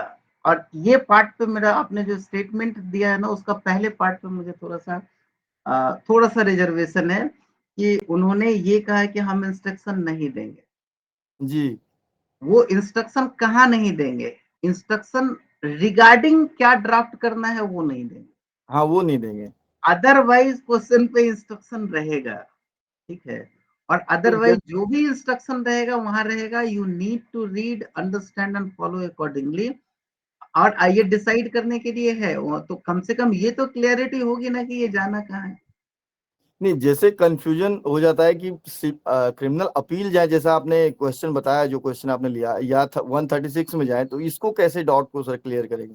नहीं तो उस तरह का से डाउट वहां नहीं देंगे। आप ये जानिए, जब वो ये कह रहे हैं कि हम आपको ये नहीं कहेंगे कि क्या करना है, तो जी इतना तो वो क्लियर करेंगे ना कि वो किस रास्ते जा रहा है। 23 में भी क्वेश्चन पेपर वैसे ही आया था, बताया नहीं था कैसे। आप ये कहना चाह रहे हैं कि वो कहेंगे भी नहीं और इस तरह से कंफ्यूजन भी क्रिएट करेंगे। जब उन्होंने क्लियर माइंड बना लिया है कि वो नहीं कहेंगे, देन सर्टेनली आप ये एज्यूम कीजिए कि वहां कंफ्यूजन नहीं रहना चाहिए। और यदि उसके बाद भी कंफ्यूजन आता है तो या तो ऑप्शन अवेलेबल है तो आप उसको अवॉइड कीजिए, अदरवाइज जो आपको सही लगे कीजिए। Am I right or wrong? और some sort of things जब वो कह रहे हैं कि क्वालिटी फोकस करना है, तो मैं तो सीधा, मैं रहता तो मैं क्या करता, क्या ड्राफ्ट होना है उसको मैं साइड करता, सबसे पहले सिनॉप्सिस लिखता, उसके बाद मैं ग्राउंड लिखता, क्वेश्चन ऑफ लॉ और ग्राउंड लिखता और लिख करके छोड़ देता। इतने पे आपको जितना नंबर देना है दीजिए, मुझे पूरा नंबर नहीं चाहिए। तो वो जी कैसा रहता है ये? ठीक बात सर, अगर कंफ्यूजन है तो कुछ तो मिडिल वे लेना उनके पड़ेगा। लिए भी थोड़ा सा ट्रैप हो रहे ना, उसके लिए आप 5 नंबर काटेंगे, समझ लिया। मैं आपको भी इनडायरेक्टली रिफ्लेक्ट कर रहा हूँ कि मैं नहीं समझा मुझे क्या करना है, लेकिन मैं केस समझ गया, वो समझो आप। जी कितना नंबर काटोगे? 5 नंबर काटोगे, 10 नंबर काटोगे, काट लो, लेकिन बाकी तो दोगे आप। जीरो तो नहीं होगा ना वहां। जी जी तो इस तरीके का smart approach and confident approach आपको लेना पड़ेगा। ठीक। मैंने क्या कहा है कि मैं 3 चीज प्रोड्यूस करता है, एक सिनॉप्सिस, दूसरा क्वेश्चन ऑफ लॉ और तीसरा ग्राउंड। 3 हेड में, 3 पेज में एंड डन। अब बाकी उनके ऊपर कि आप हमको 0 अवार्ड करो या क्या करो, क्योंकि एक चीज तो मैं डेमोन्स्ट्रेट कर ही देता है कि I understand the case, right. बिल्कुल बिल्कुल सर। ये पार्ट है। अभी मैं जरा सा एक चीज और दिखाना चाह रहा था, इस सर का क्वेश्चन पेपर है और इसकी ड्राफ्टिंग के पेपर्स को मैं दिखाना चाह रहा था। It is the last year question और इसमें कुछ ब्लंडर मिस्टेक है जो पॉइंट आउट करना चाह रहा था मैं। I guess in the last is this the draft. Yes, आप जरा देखिए।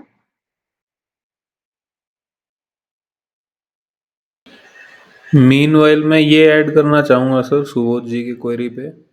मैं उसको अदर वे अराउंड कहता हूँ। In all the likelihood they will create confusions and ये आपका निकलेगा आंसर पेपर 1 के थ्रू। अगर प्रैक्टिस एंड प्रोसीजर में आपको अच्छी क्लैरिटी है, जुरिस्डिक्शंस आपने क्लियरली अंडरस्टैंड की हुई हैं, देन क्वेश्चन देखते ही you will get to know मेरे को ये किस पोर्शन में जाना है।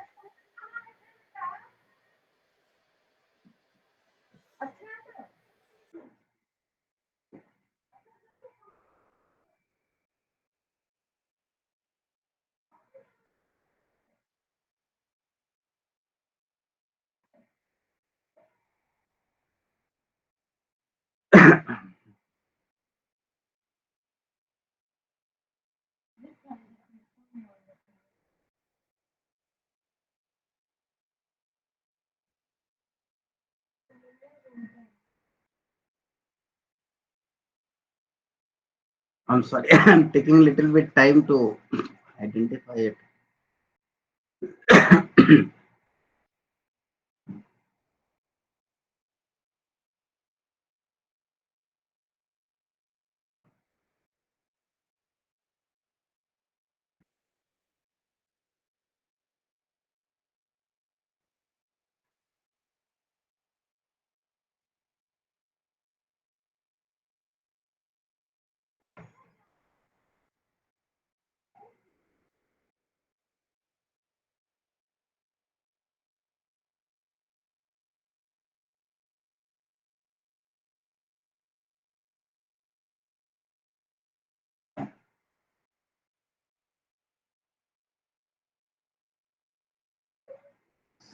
ये चीज, ये सीट मैं आपको दिखाना चाह रहा था। इनके जो मार्क्स मिले हैं ना वो कुछ इस तरह से, आप जरा मार्क्स देखिए, दिख रहा है। पहला क्वेश्चन जो 40 नंबर का था उन्होंने अवार्ड किया है 15, और अभी मैं page number 79 of the PDF हूँ, और टोटल 104 है, यानी 24 पेजेस इन्होंने डेडिकेट किए हैं। सेक्शन 2 क्या थे I don't know, question number में मैं नहीं जाना चाहूंगा। और 10 नंबर इसमें मिले हैं question number 4 and question number 5 at 5 marks, and question number 7 got the 5 marks. I believe कि ये पूरा 40 नंबर का था क्वेश्चन नंबर 1, और बाकी सारे 15-15 नंबर के थे। रीजनेबली क्वेश्चन 4 में 10 मार्क्स मिले, 10 मार्क्स मिले और अदरवाइज 5 मार्क्स मिले।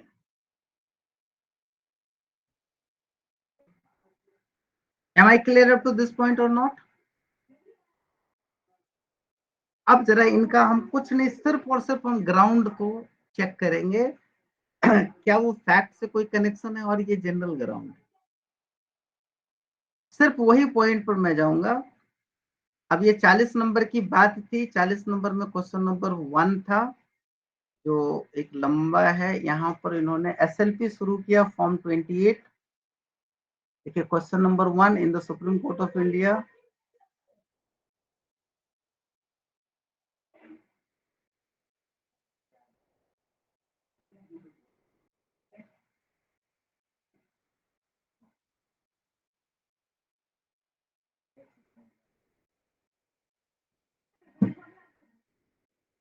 ये देखिए क्वेश्चन नंबर 1 40 नंबर का था, और उसके लिए इंडेक्स वगैरह भी लिखना था। इन्होंने यहां से शुरू किया 130x अगेंस्ट दिस। ये देखिए cause title, this is the form 28।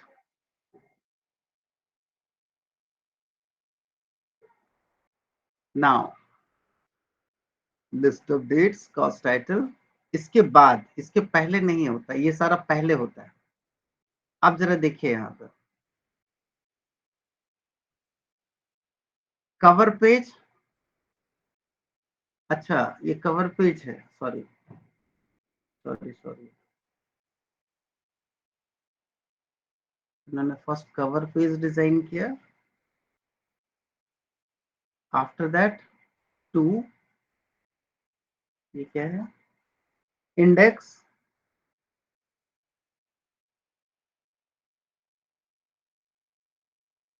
तो part A part B, index, court fees, report of limitation, now synopsis,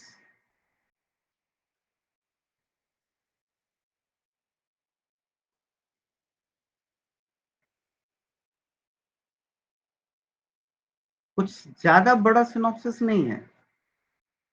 synopsis list of date A B C D E F G H I J, court observation I J, तो पूरी की पूरी petition हो गई।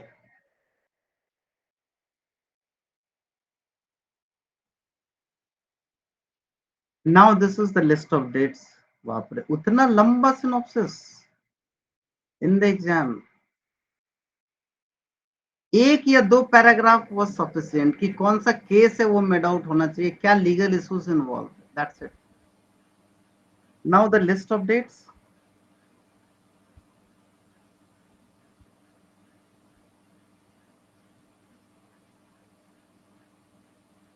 ये क्या है, special leave petition. Now form 28 start.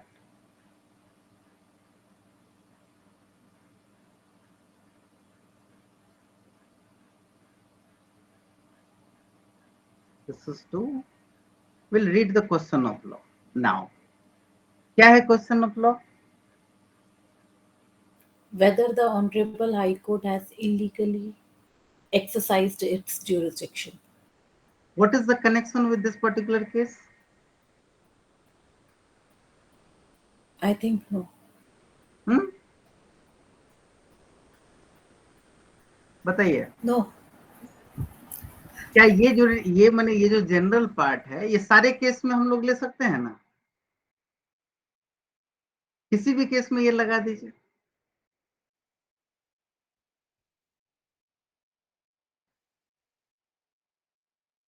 दूसरा क्वेश्चन पर ये क्या है?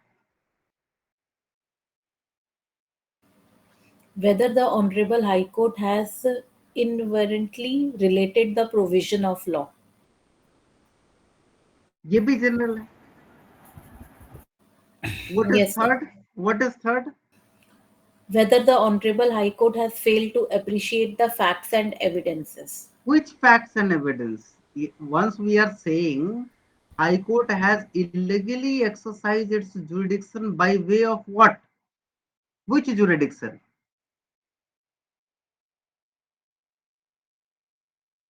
Whether the High Court is what is this? Inadvertently. Incorrectly Incorrectly related the provision of law. to the provision. Which provision related incorrect? And what was the correct? Sir यहाँ पे वो मेरे question का answer मिल गया, इन्होंने सारे general question अपना डाले, स्पेसिफिक फैक्ट से रिलेटेड नहीं डाला। So how they reduce the marks? समझ में आ रहा है आपको? एक ही क्वेश्चन ऑफ लॉ होना चाहिए था जो डायरेक्टली क्वेश्चन के साथ कनेक्टेड होना चाहिए था। इसको पढ़ने के बाद क्वेश्चन से केस से कोई कनेक्शन नजर आ रहा है? Now let us come to the ground. बाकी सारे जगहों पे मुझे जाने की जरूरत नहीं है। I will come again on the ground. Declaration को जाने दीजिए। Ground, just go to the ground. What is this? Because the High Court has failed to exercise its jurisdiction and vested interest. So high court का vested interest क्या है? How? ये serious allegation है। Vested interest उसका है कैसे? High court का vested interest क्या है? और उसका वेस्टेड इंटरेस्ट आप यहाँ पर ये ले रहे हैं allegation, jurisdiction and vested interest. What is this vested interest of the High Court? This is the specific performance act case. But देख लीजिए ग्राउंड और क्वेश्चन ऑफ लॉ, यही दोनों मेन स्पिरिट है। और यहाँ पर क्लियरिटी कैसी है वो आपके सामने।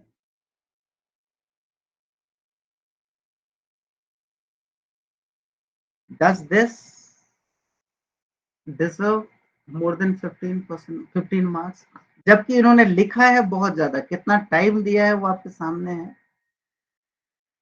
मैंने आपको डेमोन्स्ट्रेट किया कि क्या करना है, कैसे करना है, किस चीज पे फोकस करना है।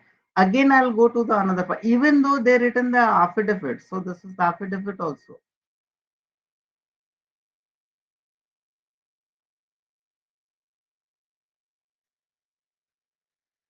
This is a memo of party. Now certificate.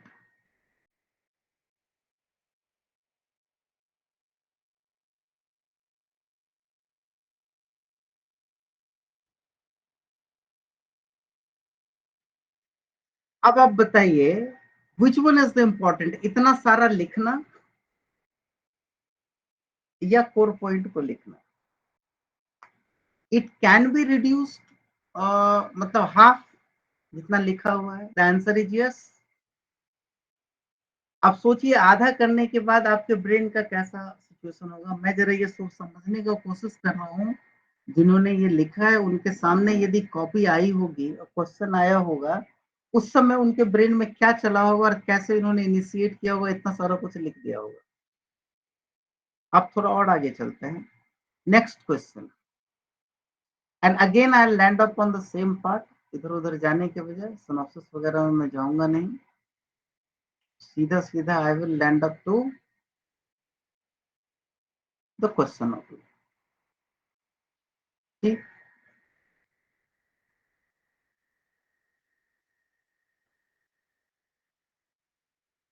they correctly obtained handwritten expert opinion. The police investigation did. They correctly obtained the handwritten expert opinion. This is the question of fact.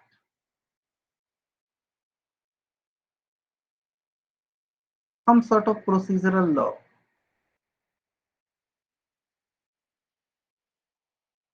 Does this allowed before this court? Law क्या है? Once we are saying question of law, so what is the law? What is the illegality then?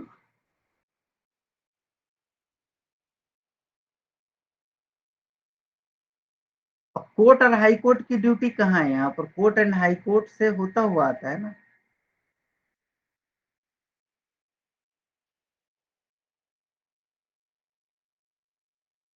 Of course अब कहीं ना कहीं एक चीज और भी है, इन्वेस्टिगेशन और केस से कनेक्शन है, दे गॉट द 10 मार्क्स।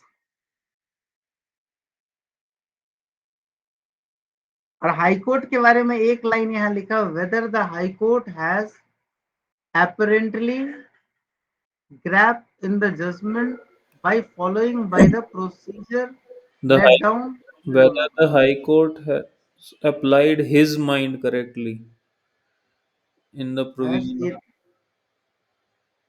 हाँ एंड मार्क्स बिल्कुल इसके बगल में मिला है, Whether the High Court has apparently erred in the judgment. apparently Erred in the judgment by following the procedure laid.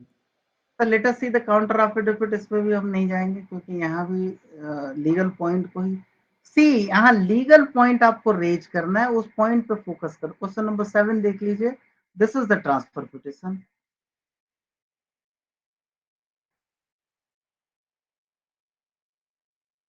Okay, just leave it. मैं ये कहना चाह रहा हूं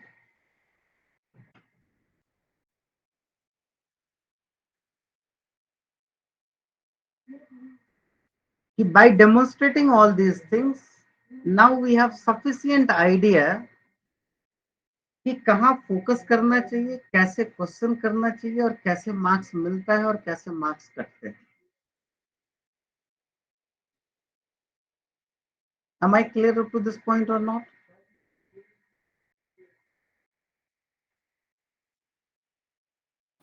Yes, sir. So your practice कहाँ पे confine होना चाहिए, ये क्लियर है ना?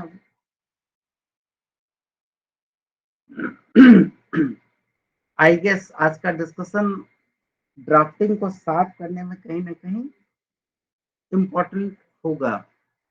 Tomorrow we will discuss some jurisdictional part which is dominating into this, जहां पर ये क्लियरिटी आनी चाहिए कि ये क्यों होगा और क्यों नहीं होगा, अपील क्यों जाएगा और अपील क्यों नहीं। मेनली अपील ही डिसाइड करना, अपील है या नहीं। यदि किसी प्रोविजन से अपील है तो उसके कंडीशन क्या है, otherwise SLP, that's it. That's what the statutory appeal means. What the jurisdiction जहां से आ रहा है वो सारा स्कैन होगा।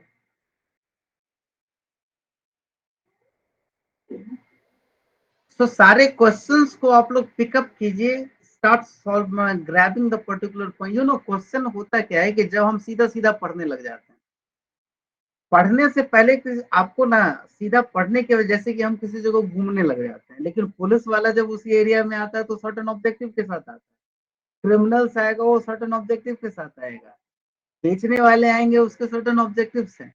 आपके ऑब्जेक्टिव्स क्या है? You need to finding something and which is the ground और इलीगैलिटी। यदि उसको आप ढूंढ रहे होते हैं then you are doing something constructive, और अदरवाइज आप पढ़ रहे होते हैं meaning you are just doing time pass. That's the difference. आपको विजिलेंट रहना है, ढूंढना है, और ढूंढने के बाद जब मिल गया तो उसको क्या करना है, बच्चों की तरह मतलब कस के चिल्लाना है कि मिल गया मिल गया मिल गया, या उसके बाद आगे ले जाकर के उसकी प्रोसेसिंग करनी है और उसको ग्राउंड में और क्वेश्चन ऑफ लॉ में कन्वर्ट करना है। और जैसे ही वो दोनों पॉइंट मिल गया आपको अंडरलाइन करना है वहां पे और फॉर्मेट के अंदर फिट कर देना है।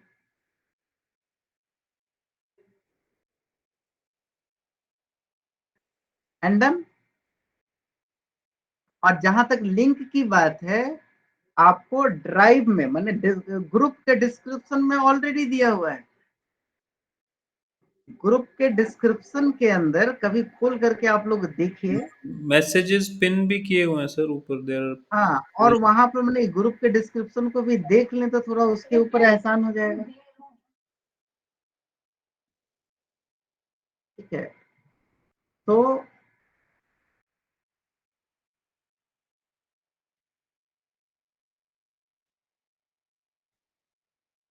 मुझे लगता है अब कंक्लूड करना चाहिए, कोई डाउट है नहीं। सर बेहतरीन, आज बहुत बेहतरीन, पूरा 28 से लेके इंटरपोलेशन तक आपने 3 बातों पे जो स्ट्रेस किया, सिनॉप्सिस और क्वेश्चन ऑफ लॉ और ग्राउंड्स। कल एक चीज और हम लोग डिस्कस करेंगे अजय जी, वो याद दिलाइएगा आप यदि मैं छूटा तो। Necessary modification in form 28 as and when required. Right sir. Good sir, बहुत क्योंकि अच्छा। ये इंपॉर्टेंट पार्ट है। और कल फाइनल कंक्लूजन, ये ड्राफ्टिंग का paper close till the exam. Now your domain, do practice, perform your own and hand over to you the everything. मतलब आपको जो है ना कमीशन कर दिया जाएगा, ग्रेजुएशन की डिग्री दे दिया, कन्वोकेशन इस पेपर का हो जाएगा। That's nice. चलिए, all the best, have a nice day. Sir one question है। हाँ प्लीज भारती जी बताइए। ये पूछता है कि उसमें एक क्वेश्चन में लिखा था कि application for interim may be considered as an interim relief। Yes, तो इंटरिम रिलीफ में ही वो लिख देना है प्रेयर, या फिर एप्लीकेशन अलग से बनानी पड़ेगी? क्वेश्चन में एकदम क्लियर था कि एप्लीकेशन नीड नॉट रिक्वायर्ड। वहां वो साफ साफ कहे, आखिर वो कॉलम किस लिए है, वहां क्या करेंगे आप? सुप्रीम कोर्ट के अंदर जो भी पिटिशन है, बहुत ज्यादा पेपर वर्क और अननेसेसरी वर्क की रिक्वायरमेंट नहीं है। आप वहां उसी पिटिशन में 2 एडिशनल ग्राउंड लेंगे कि क्यों आपको बेल चाहिए, सस्पेंशन ऑफ सेंटेंस क्यों चाहिए, और प्रेयर लेंगे कि आप सस्पेंशन ऑफ सेंटेंस कीजिए and release on bail. Fine sir. Conviction के केस में सस्पेंशन ऑफ सेंटेंस रिक्वायर्ड है, उसके लिए फिर आप एक अलग एप्लीकेशन लगाइए, इधर लगाइए। What is required for that? Even in appeal, even in writ का फॉर्मेट आप देख लीजिए, वहां भी वो एडिशनल एप्लीकेशन नहीं लगता है। This is optimised form for the Supreme Court. हाँ, इसके अलावा यदि कुछ अलग है, डिले कंडोनेशन का एप्लीकेशन लगाना हो, सर्टिफाइड कॉपी नहीं है उसके लिए कंडोनेशन एप्लीकेशन लगाना हो, एडिशनल डॉक्यूमेंट है उसके लिए एप्लीकेशन लगाना हो, then it's okay. Got it sir. Sir in practicality transfer petitions में जो स्टे मांगा जाता है वो एज इंटरिम मांगा जाता है या एज एडिशनल एप्लीकेशन जाता है? नहीं, इंटरिम ही, मैं तो इंटरिम ही लेता हूँ। लोग अपना एडिशनल भी ले लेते हैं। एज सच कोई सेट नहीं है, बट इंटरिम ले लीजिए आप, चलेगा, बट एडिशनल ले लीजिए तब भी कोई परेशानी नहीं। ठीक है, these are the synchronise with this form 28। Right sir. और एज अ प्रैक्टिस जनरली लोग क्या करते हैं कि जो स्टे का अलग से एप्लीकेशन बनाते हैं टीपी में, ऐसी सस्पेंशन का भी अलग से एप्लीकेशन बनाते हैं। अब देखिए, ये जो है ना, ये एंजाइटी है कि भैया मेरा एक अलग एप्लीकेशन होगा, ये होगा, रजिस्टर्ड होगा, वो अलग चीज, उस पर आईए नंबर पड़ेगा, कोई डिसाइड करेगी, ये है। लेकिन स्ट्रक्चर आपके सामने है। बंसल साहब ने सही बोला है कि टीपी में लोग ले लेते हैं। आप समझ लीजिए, यहाँ बाकी लोगों को आपको लिखने की बात कही जाएगी तो लोग लिखने के लिए तैयार बैठे हुए हैं। मेरी हिम्मत नहीं होती ज्यादा लिखने की, मैं तो उसी में अपना एडजस्ट करके निकालूंगा 2 ग्राउंड इधर उधर। And tomorrow I will also demonstrate my answer sheet and question.